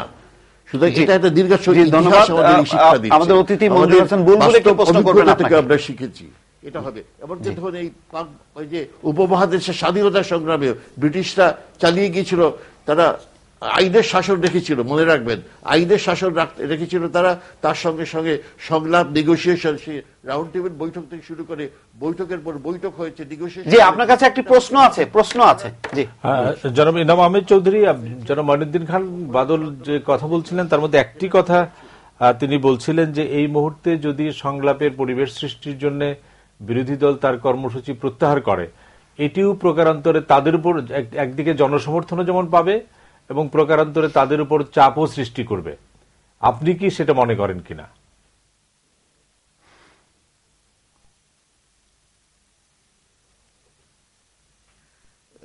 নিশ্চয়ই আপনার আমার তো মনে হয় এটা দুটো একই সঙ্গে চলতে হবে। আপনি যেটা বললেন যে এটা যে জিনিসটা হওয়া উচিত, সন্ত্রাস বিরোধী একটা রোল দিতে হবে, তার সঙ্গে সঙ্গে আপনার এটাই আশ্বাস দিতে হবে আমরা সংলাপ করছি। কিন্তু যে আবহাওয়া সৃষ্টি করা হচ্ছে, বলা হচ্ছে সংলাপ হবেই না, সমঝোতা হবেই না, এবং এটা সম্পর্কে চিন্তা করাটাই অনুচিত, এবং কাদের সঙ্গে সংলাপ করব, কাদের সঙ্গে সমঝোতা করব, এসব কথা বলা হচ্ছে। আপনি চিন্তা করে দেখুন, এটাতে তো কোনো সংলাপের কোনো পরিবেশ সৃষ্টি হচ্ছে না। নিশ্চয়ই আমি তো আগেই বলেছি, আমার ব্যক্তিগত অভিমত হচ্ছে যে সন্ত্রাস বা বোমাবাজি করে কোনো সমস্যার সমাধান হবে না, এবং তার সঙ্গে এটাও ঠিক যে সমঝোতা এবং সংলাপ ছাড়া কোনো রাজনৈতিক সংকটের সমাধান হবে না। এই দুটো জিনিসকে এইভাবে দেখতে হবে। আমরা একসঙ্গে যদি এটা মিলিয়ে দিই তাহলে কিন্তু আমরা আমরা পরিষ্কারভাবে সমস্যাটা কি দেখতে পাবো না। সুতরাং ধন্যবাদ ইনাম আহমেদ চৌধুরী। আমরা চাই সন্ত্রাস হবে না, আমরা চাই বোমাবাজি হবে না, ককটেল নিক্ষেপ হবে না, পেট্রোল বোমা হবে না। তার সঙ্গে সঙ্গে আমরা এটাও বলতে চাই যে আমাদের সংলাপ হবে, সমঝোতা হবে, একটা প্রীতিময় পরিবেশে গিয়ে আমরা আমাদের রাজনৈতিক সংকটের সমাধান করতে পারবো। এটা তো একসঙ্গে বলতে হবে। ধন্যবাদ ইনাম আহমেদ চৌধুরী, বিএনপি চেয়ারপারসন উপদেষ্টা। এবং তার আগে আমরা মঈনুদ্দিন খান বাদল ওনার কাছ থেকে বিদায় নিয়েছি, ইনাম আহমেদ চৌধুরী ওনার কাছ থেকে বিদায় নিলাম। মাহফুজুল্লাহ ভাই, আপনার কাছে যে এই যে সামনে কয়েকটি জ্বলন্ত সমস্যা, 2 তারিখ থেকে 15 লাখ শিক্ষার্থীর পরীক্ষা, আরো অন্যান্য যেটি ইনাম আহমেদ চৌধুরী বলেন যে ব্যবসা বাণিজ্য সবকিছু স্থবির হয়ে যাচ্ছে, আমরা জনজীবনটাও চালু রাখবো, আবার আন্দোলনও অব্যাহত রাখবো, এই ধরনের একটা যুগপৎ কর্মসূচির কথা বিবেচনায় আনা উচিত কিনা? না, জীবন চললে তো জীবন চলবার জন্য যে সমস্ত উপাদান দরকার হয় সেই সমস্ত উপাদান নিশ্চিত করতে হয়। কিন্তু যে কথাটা আমি খুব স্পষ্ট করে বলতে চাই যে পুরো সমস্যাটি হচ্ছে রাজনৈতিক। আপনি যদি এটাকে অরাজনৈতিকভাবে মোকাবেলা করতে চান এটা একটা দৃষ্টিভঙ্গি, আর রাজনৈতিকভাবে যদি মোকাবেলা করতে চান এটা আরেকটা দৃষ্টিভঙ্গি। এই যে প্রশ্ন 5 তারিখ থেকে কি হলো দেশের মধ্যে, আপনি স্বীকার করেন না কেন যে 3 তারিখ থেকে সমস্যাটা আপনি তৈরি করেছেন, অবরোধটা আপনি তৈরি করেছেন। আপনি বলছেন যে বিএনপি 5 তারিখে কেন সভা দিল, সেই জন্য বিএনপিকে আপনি বালুর ট্রাক দিয়ে আটকিয়েছিলেন। পুলিশের কমিশনার গিয়ে তো বলতে পারতেন বিএনপি নেতৃবৃন্দকে, যেখানে এই তারিখে আরেকটি দল তারা আগে দরখাস্ত করেছে, আপনারা কি এটাকে একদিন পেছাতে পারেন কিনা বা 2 দিন পেছাতে পারেন কিনা, সেটা করেছেন। না করে আপনি কি করলেন, একেবারে সমস্ত কিছু নিয়ে তার বাড়ি ঘর ঘেরাও করে তাকে আটকে রেখে, আর আপনি বলছেন না আমরা এগুলি কিছু করি না, এটা ওনার নিরাপত্তার জন্য করেছে। আপনি যদি দেশের মানুষকে এত বোকা মনে করেন আমাদের রাজনীতিবিদরা যখনই ক্ষমতায় থাকেন, তখন সেটা হচ্ছে খুব দুঃখজনক। তার আগে আমি সংলাপের কেন সম্ভাবনাটা কোন জায়গায় সেটা যাওয়ার আগে কয়েকটা কথা আমি একটু বলতে চাই। এখানে প্রশ্ন এসছে রাষ্ট্র oath bound to maintain law and order. True, রাষ্ট্র এইটাও ওথ বাউন্ড যে রাষ্ট্র কোন নিরীহ লোকের উপর অত্যাচার করবে না। রাষ্ট্র এইটাও ওথ বাউন্ড যে রাষ্ট্র কোন রকমের এক্সট্রা জুডিশিয়াল কিলিং করবে না। এটাও তো রাষ্ট্র ওথ বাউন্ড। আপনি একটা বলবেন আরেকটা বলবেন না, কাকে ফাঁকি দিতে চাচ্ছেন এই কথা বলে? আপনি এনকাউন্টার কি রাষ্ট্র ওথ বাউন্ড? এনকাউন্টারের জন্য নো, এনকাউন্টার হবে না, এটা তো রাষ্ট্রের ওথ বাউন্ড। কাজে এইটা বলে আপনি একটা দিক বলবেন আরেকটা বলবেন, এটা হবে না। আইন শৃঙ্খলা রক্ষাকারী বাহিনী দিয়ে যারা 1972 সাল থেকে, জনাব খালেকুজ্জামান সাক্ষী, এই পর্যন্ত যত আন্দোলন হয়েছে সবসময় ক্ষমতাসীন সরকারগুলো আন্দোলনকে বলার চেষ্টা করেছে এগুলি অরাজনৈতিক আন্দোলন করে, পুলিশ দিয়ে, মিলিটারি দিয়ে, রক্ষী বাহিনী দিয়ে নানান রকম ভাবে এইসব আন্দোলন দমন করার চেষ্টা করেছে। কিন্তু শেষ পর্যন্ত কিন্তু কেউই সফল হয় নাই, মানে কোনো ক্ষমতাসীন সরকার সফল হয় নাই। জনগণের আন্দোলন এগিয়ে গেছে সামনের দিকে। এখানে আরেকটা প্রশ্ন অনেকেই বলেন যে সরকারকে যখন ক্ষমতায় বসিয়েছি সরকারের দায়িত্ব হচ্ছে আমাদেরকে নিরাপত্তা দেওয়ার। কোন সরকার আপনাকে নিরাপত্তা দেবে? 154 জন এমপি যারা জনগণের কোনো ভোটেরই তো আক্কা করেন নাই, যাদের পেছনে কোনো জনগণের কোনো ভোট নাই, সে আপনাকে কি দেবে, নিরাপত্তা দেবে? সে তো বলতেই পারে ভাই আমি তো তোমার ভোট দিয়ে আসি নাই পার্লামেন্টে, কাজে আমার তো তোমাকে নিরাপত্তা দেওয়ার কোনো রকমের কোনো কমিটমেন্ট নাই, কোনো রকমের কোনো অধিকার নাই, মানে কোনো রকমের কোনো বক্তব্য নাই। এরপরে আসে আপনারা এই যে ফিশ প্লেট পোড়ানো এটা ওইটা, এখানে জনাব সাদাত হোসেন আছেন, জনাব খালিকুজ্জামান আছেন। বাংলাদেশে একটা যদি আলাদা করেন, এই যে পেট্রোল বোমায় মানুষ মরা ছাড়া আর সমস্ত জিনিস এই দেশে বিভিন্ন আন্দোলনের সময় ঘটেছে। ফিশ প্লেট পোড়ানোর কথাই, উঠানোর কথাই বলেন আর অন্যান্য জিনিস বলেন, গাড়ি ভাঙচুর কথা বলেন, কোন সময় হয় নাই? এখানে অনেক টক শোতে দেখি অনেকে বলে যে গান্ধী নাকি একটা ঘটনার পর তার অহিংসা আন্দোলন, মানে তার আন্দোলন প্রত্যাহার করে নিয়েছিলেন চৌরি চৌরার ঘটনার পর। তাহলে বুঝতে হবে যে ব্রিটিশ বিরোধী আন্দোলনে যে হাজার হাজার মানুষ আত্মদান করেছে বাংলাদেশের এবং সমগ্র ভারতবর্ষের, যে হাজার হাজার মানুষ শহীদ হয়েছে, তারা কিছুই করে না, শুধু ওই একটা আন্দোলন দিয়েই মানে ভারতবর্ষ থেকে ব্রিটিশের বিদায় হয়েছে না। এটা ইতিহাসের বিকৃতি। এইভাবে ইতিহাসকে উপস্থাপন করে আপনি মানুষকে বোকা বানাতে পারেন না। তারপরে যেটা খুব মৌলিক প্রশ্ন, কি ফান্ডামেন্টালস অফ দ্য স্টেট নাকি নষ্ট হয়েছে? ফান্ডামেন্টালস অফ দ্য স্টেট কখন নষ্ট হয়েছে? ফান্ডামেন্টালস অফ দ্য স্টেট নষ্ট হওয়া শুরু হয়েছে 25শে জানুয়ারি 1975 সাল থেকে। আপনাকে স্বীকার করতে হবে, এটা স্বীকার করে নিয়ে আপনি সামনে আসেন। 1975 সালে 25শে জানুয়ারি আপনি ফান্ডামেন্টাল স্টেট নষ্ট করেন নাই। আপনি এক ব্যক্তির কাছে জুডিশিয়ারি, লেজিসলেচার, এক্সিকিউটিভ এক ব্যক্তির পদতলে নিয়ে যান নাই। সেটা কি বাংলাদেশের রাষ্ট্রের অঙ্গীকার? সেটা কি বাংলাদেশের রাষ্ট্রের ফান্ডামেন্টালস? সেটা তো রাষ্ট্রের ফান্ডামেন্টাল। তখন থেকে রাষ্ট্রের ফান্ডামেন্টালস নষ্ট হয়েছে, তখন থেকে বাংলাদেশের রাষ্ট্রের চরিত্র বদল হয়েছে। সেই দায় দায়িত্বটা আমাদের কেউ নিচ্ছেন না, আমাদের পলিটিশিয়ানরা। দুঃখটা হচ্ছে সেই যে কথাগুলো আমাদেরকে বলতে হয়। তারপরে আপনি আসেন, এখানে আরেকটা প্রশ্ন এসছে সামনে, সেটা হচ্ছে যে সন্ত্রাসীরা কি একা? না, সন্ত্রাসীরা একা না। দেখেন, যদি সন্ত্রাসের প্রশ্ন তোলেন, এটা সবাই জানেন, বিশেষ করে মিডিয়ার সঙ্গে যারা সম্পর্কিত, দেশের মানুষও জানে সন্ত্রাসীদের কারা লালন করে, কারা পালন করে। আমি আপনি সন্ত্রাসী লালন পালন করি না, ডক্টর সাদাত হোসেন করেন না, বুলবুলও করেন, আমি নিশ্চিত এই ব্যাপারে।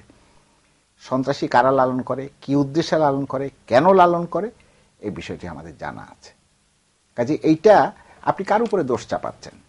আপনার নিজের সংশোধনের, নিজের শুদ্ধির বিষয়টা অত্যন্ত গুরুত্বপূর্ণ। এখানে এখন আসেন সংলাপের বিষয়। সংলাপ কেন হবে? একটা দৃষ্টিভঙ্গি কিন্তু খুব পরিষ্কার হয়ে গেছে যে সংলাপ চাই না, হবে না। কারণ আজকে পর্যন্ত মন্ত্রিসভার কয়েকজন সদস্য যে ভাষায় বেগম জিয়াকে সমালোচনা করেছেন, কটূক্তি করেছেন, আপনার সম্পর্কে যদি এইসব কটূক্তি আমি করতাম, আপনি কিভাবে রিঅ্যাক্ট করতেন বলেন তো দেখি? আপনি একজন মানুষের ব্যক্তিগত মান অভিমান বলে তো অনেক কথা থাকে, তার মর্যাদা বোধ থাকে। আপনি তার মর্যাদা বোধকে যে ভাষায় গালি দিচ্ছেন, যে ভাষায় কথা বলছেন, এরপরে তো আপনার সংলাপ হবে না। এবং তারাই বলছেন এই কথাগুলো যাদের সম্পর্কে আওয়ামী লীগেরই কিছু কিছু লোক বলেন যে এরা হচ্ছে নব্য আওয়ামী লীগার বা হাইব্রিড আওয়ামী লীগার, তাদের সম্পর্কে এই অভিযোগ আছে। তো এরপরে কেন সংলাপ হবে? জনাব খালেকুজ্জামান সরাসরি বলেন না, একটু ঘুরিয়ে বলেছেন। কথাটা খুব পরিষ্কার। আজকে সরকার বলবে আমি সংলাপে রাজি হব বা সংলাপ করব, এটা সরকার বলবে না। কেন বলবে না? কারণটা হচ্ছে সরকারের দিক থেকে বক্তব্যটা খুব পরিষ্কার। আমি আগে তোমাকে সংলাপের কথা বলেছিলাম, সেই সময় হয় নাই, এখন তুমি বলছো সংলাপের কথা, আমি রাজি হচ্ছি। এটা বলা মানে হচ্ছে আমার মোরাল ডিফিট হয়ে যাবে। এরপরে আমি ক্ষমতায় কত বছর থাকবো কিছু আসে যায়, আমার মোরাল ডিফিট হয়ে যাবে। এক।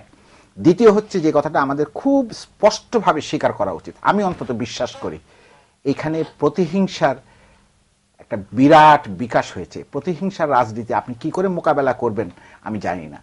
যারা যে অবস্থানে থাকুন, এই যে কোনো রাজনৈতিক পরিবর্তনের সঙ্গে একটা বিরাট প্রতিহিংসা কিন্তু জড়িয়ে আছে। কাজে এই প্রতিহিংসার এখান থেকে তো আপনি যদি বেরোতে না পারেন, এই নিশ্চয়তা কে দেবে কাকে? এটার জন্যই ওই যেটা জনাব খালেকুজ্জামান বলেছেন যে এটা ওই জায়গায়। আর বিরোধীদের কথা যদি বলেন, তাদের দিক থেকে তারা বলবে যে আমরা অনেক লড়াই করেছি, অনেক আন্দোলন করেছি, শান্তিপূর্ণ কথা বলেছি, কোনো কিছু তুমি শোনো নাই। আমার জন্য এটা ডু অর ডাই সিচুয়েশন, আমি তো এর বাইরে আর যেতে পারবো না, আমি ডু অর ডাই করবো। তো কাজে আপনি সংলাপটা হবে কি করে, কেমন করে করবেন? আর এই ধরনের দৃষ্টিভঙ্গি যদি থাকে যে সংলাপে কিছু হবে না, একেবারে বিভাজিত, আমরা এসব বলে বলে দেশটাকে বিভাজিত কেন করছি? আমি ব্যক্তিগতভাবে বিশ্বাস করি বাংলাদেশ বিভাজিত না। বাংলাদেশের আমরা এই উপরে কিছু লোক বিভাজনের কথাটা বলি, উপরে বিভাজনটাকে চালু করার চেষ্টা করি, কিন্তু আপনি নিচে যান, নিচের মানুষ কিন্তু বিভাজিত না। তাদের রাজনৈতিক আনুগত্য সত্ত্বেও কিন্তু তারা বিভাজিত না। তারা সংকটে, বাংলাদেশের মানুষ বিভিন্ন সময় সংকটে প্রমাণ করেছে যে তারা সংকট উত্তরণে ঐক্যবদ্ধভাবে সামনে এগিয়ে আসেন।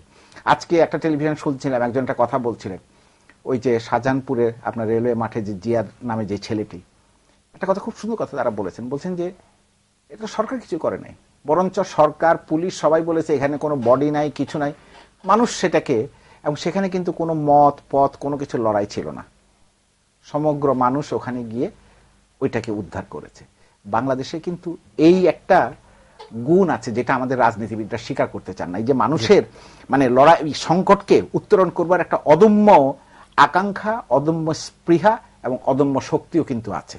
এইটা যদি আপনি অস্বীকার করেন তাহলে আপনি, আর এই যে মানে কথায় কথায় এগুলি কোনো কিছুই, আপনি কি বলে যে কি পাকিস্তান হয়ে যাবে?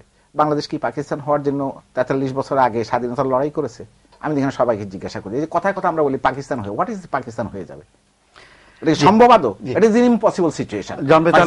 আর শেষ কথাটা বলি, রাজনীতিতে জনাব খালেকুজ্জামান এবং এরা একটা তৃতীয় শক্তির, নিঃসন্দেহে তৃতীয় শক্তির বিকাশটা অত্যন্ত কাঙ্ক্ষিত বিষয়, কিন্তু বাংলাদেশে আজকে যেটা বাস্তবতা, এই বাস্তবতা পৃথিবীর অন্যান্য দেশেও, আমি পছন্দ করি বা না করি, সামহাও আদার এটা একটা বাইপোলার সিস্টেম হয়ে যাচ্ছে।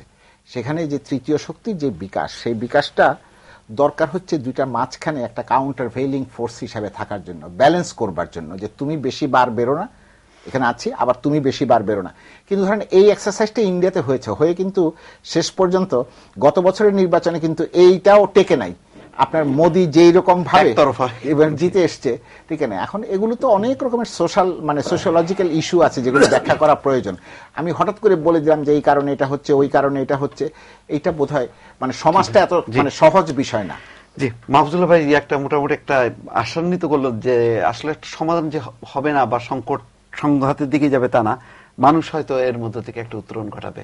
আপনি যদি একদম 1 মিনিটে শেষ করেন। এটা তো আমাদের দেশের ইতিহাসই সেটা। ফলে এখানে একটা কথা বলছে আমরা তৃতীয়টা, আমরা বলছি এটা বিকল্প শক্তি লাভ। বিকল্প শক্তি মানে আমি ওখানে তৃতীয় বলতে মানে আমি ওই কয়েক লক্ষ লোক ওখানে আছে, আমরা কয়েক লক্ষ। প্রথম হলো আইডিয়া, অর্থাৎ যেই নীতিতে যেইভাবে দেশ পরিচালিত হচ্ছে এইটার একটা আরেকটা বিকল্প, এটা কোনো বিকল্প না। আমরা মনে করি রাজনৈতিক, অর্থনৈতিক, সাংস্কৃতিক, নৈতিক সমস্ত দিক থেকে বিকল্প, এবং তাকে কেন্দ্র করে একটা শক্তির আধার, সেটাই এই সংকট উত্তরণের দিকে দেশকে নিয়ে যেতে পারে এবং সেই লক্ষ্যে এগিয়ে আসার দরকার দেশের মানুষ। আচ্ছা ফিরোজ, আমি একটা কথা বলতে ভুলেছি এখানে, ওই যে আপনাকে বলা হয়েছে যে টেলিভিশনই দেখতে পাচ্ছেন, তো টেলিভিশনের মালিকদেরকে ডেকে নিয়ে ধমক না দিলে বোঝা যেত যে দেশের চেহারাটার আজকে কি প্রতিফলন ঘটে টেলিভিশনের পর্দায়।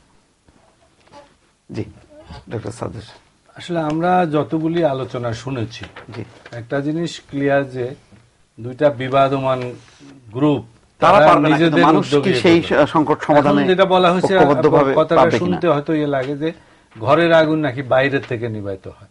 তো বাইরের থেকে নিবাইতে গিয়ে অনেক সময় আবার আরো ঝামেলাও হয়। এই যে দুইটা পার্টি যখন পাচ্ছে, দুইটা দল যখন পাচ্ছে না, আমি পার্টি বললাম, দুইটা জোট যখন পাচ্ছে না, তখন কিন্তু বিভিন্ন অ্যাক্টররা কিন্তু এর মধ্যে আছে। সেই অ্যাক্টরদের মধ্যে আমরা তো ওই সবাই এক শব্দ দিয়ে আজকাল ইয়ে করে দেন, জঙ্গিবাদ বা কি বলে মৌলবাদী, যে এরাই একমাত্র সন্ত্রাস করে বা ইয়ে করে, আমরা উড়ে। এই ছাড়াও কিন্তু বিচ্ছিন্নতাবাদীরা সাংঘাতিকভাবে সন্ত্রাস করে। তারপরে এই ছাড়াও আপনার বর্ণবাদীরা সাংঘাতিকভাবে সন্ত্রাস করে, কু ক্লাস ক্লান। এই ছাড়াও আপনার জাতীয়তাবাদী গ্রুপ সাংঘাতিকভাবে। আমাদের এখানে কোন গ্রুপটা সক্রিয়? আমাদের এখানে আমি আসছি শ্রেণী সংগ্রামের যে গ্রুপগুলি, অর্থাৎ এক কথায় শব্দটাকে আপনি একেবারে মৌলবাদী থেকে শুরু করে সবগুলিকে জড়িয়ে দেন চরমপন্থী। সেই চরমপন্থী শক্তিরও কিন্তু উদ্ভাবন একটা আবির্ভাব হতে পারে। তারা কি সমাধান দিবে? তারা সমাধান দিবে না। তারা যেটা করবে, তারা নৈরাজ্য সৃষ্টি করবে, আরো ঝামেলার দিকে নিয়ে যাবে। আবার যদি ভাগ্য ভালো হয়, আমি যেটা বলেছি যে আবাহনী মোহামেডানে মারামারি হচ্ছে, শেখ জামাল চ্যাম্পিয়ন হয়ে যেতে পারে। এখন কে সেই শেখ জামাল সেটা হয়তো সময় বলে দেবে। মানে শেখ জামালের পিছনে জনসমর্থন থাকবে কিনা সেটা একটা জনসমর্থন, আপনারা বেশি কথা বলছেন, এটা জনসমর্থন অত ইম্পর্টেন্ট সবসময় হয় না। বুলবুল ভাই নানান রকম দেখলো যে চরম পন্থার উদ্ভাবন, মানে দুই দল যদি সংকটের সমাধান না করতে পারে তাহলে জনগণই ঐক্যবদ্ধভাবে সেই সমাধান দেবে। শেষ মতামত। হ্যাঁ, চূড়ান্ত বিচারে তো মানুষই শক্তি, এই বিষয়ে কোনো সন্দেহ নাই। কিন্তু এখনকার প্রেক্ষাপটে আমি তো মানুষ দেখছি 12 ইউনিটে চিৎকার করছে। আমি তো দেখছি যে মানুষ, এই যে আপনি যে যাদের কথা বললাম এরাই তো সাধারণ মানুষ নাকি? এই চিৎকার কে শুনছে? আপনি মানুষের নামে রাজনীতি করবেন আর মানুষরা 12 ইউনিটে পাঠিয়ে দিবেন, মানুষ ঘর থেকে বের হতে আসবে না, আবার বগুড়ার কৃষক আসতে পারবে না, তাহলে সেই রাজনীতির মধ্যে মানুষ কিভাবে উত্থান হবে? মানুষকে তো সেই সুযোগটা দিতে হবে। কাজে আমি চূড়ান্ত বিচারে যেটা মনে করি যে মানুষই শক্তি, এই বিষয়ে কোনো সন্দেহ নেই। এবং আমি মনে করি, বারবারই মনে করি, আমাদের রাজনীতিকে মানুষের এই কণ্ঠস্বরকে ধারণ করতে হবে। তা আমাদের মূলধারার রাজনীতি আমরা পছন্দ করি বা না করি, ওই যেটা মাহফুজ ভাই বললেন যে একটা বাইপোলার সিস্টেমের মধ্যে আমরা আছি, খালিকুজ্জামান ভাইয়ের চেষ্টা করছেন। এই বাইপোলার সিস্টেম থেকে তো কালকে আমরা বের হয়ে চলে আসতে পারবো না। আপনি অঙ্কের হিসেবে যদি করেন 2 ভাগে ভাগাভাগি পরিষ্কার। কাজে এই দুই শক্তিকেই চূড়ান্ত বিচারে বাংলাদেশের কথাটা ভাবতে হবে, মানুষের কথাটা ভাবতে হবে। কারণ হচ্ছে যে যদি এই মানুষকে বাদ দেই এবং এরা যদি ব্যর্থ হয়, ওই তৃতীয় শক্তি চতুর্থ শক্তি আমরা তো দেখেছি, অনেকে মানে ক্ষমতায় গিয়ে স্বৈর শাসক হয়েছেন, অনেকে স্বৈর শাসক হিসেবে ক্ষমতায় এসেছেন। 154 জন ভোটার কথা বললেন মাহফুজুল্লাহ ভাই, কিন্তু বাংলাদেশের ইতিহাসে বহুজন এসেছেন ভোট ছাড়া এসেই তো ক্ষমতা দখল করেছেন, পুরা ক্ষমতাই। 154 জন তো অর্ধেক দখল করেছে, একেবারে পুরা রাষ্ট্র ক্ষমতা দখল করেছে, এমন আসে নাই কেউ কেউ এসছে। তো কাজী এই রাজনীতিকেই ধারণ করতে হবে। আপনি আমাদের কোনো কথা শোনার দরকার নাই, আপনি SMS থেকে আরো নিশ্চয়ই অনেকগুলি আসছে, এগুলি যদি আমাদের রাজনৈতিক শক্তিরা ধারণ করে তাহলেই তা দেশের জন্য মঙ্গল। অবশ্যই ধন্যবাদ বুল ভাই, আপনাকে ধন্যবাদ ডক্টর সাদাত হোসেন, কমরেড খালিকুজ্জামান এবং মাহফুজুল্লাহ ভাই, চারজনকে ধন্যবাদ। এবং আমাদের স্টুডিওর বাইরে ইনাম আহমেদ চৌধুরী এবং মনিউদ্দিন খান বাদল দুজনে অনেক সময় ধরে যুক্ত ছিলেন, তাদেরকেও ধন্যবাদ। আর সবচেয়ে ধন্যবাদ জানাচ্ছি দর্শক আপনাদেরকে। আসলে শেষ পর্যন্ত সেটি কথা, মানুষই সমাধান দিতে পারে। এই মুহূর্তের যে অবস্থা, সংলাপ না সংঘাত, কোন পথে রাজনীতি, আসলে এটি প্রশ্নই থেকে যাচ্ছে। সেই প্রশ্নের হয়তো শেষ পর্যন্ত উত্তর দিতে পারে হয় মানুষই ঐক্যবদ্ধভাবে দুই দলকে আবার সমঝোতা সংলাপের পথে নিয়ে একটি সমাধান দিতে পারে, আর তা না হলে মানুষের মধ্য থেকে একটি শক্তির অভ্যুদয়, যে অভ্যুদয় মধ্য দিয়েও হয়তো সমাধান হতে পারে। কিন্তু কি হবে শেষ পর্যন্ত, দর্শক, এই মুহূর্তে আমরা তার প্রশ্নের আমরা সঠিক জবাব না দিই আমরা এই অনুষ্ঠান শেষ করছি। ভালো থাকুন, সুস্থ থাকুন সবাই।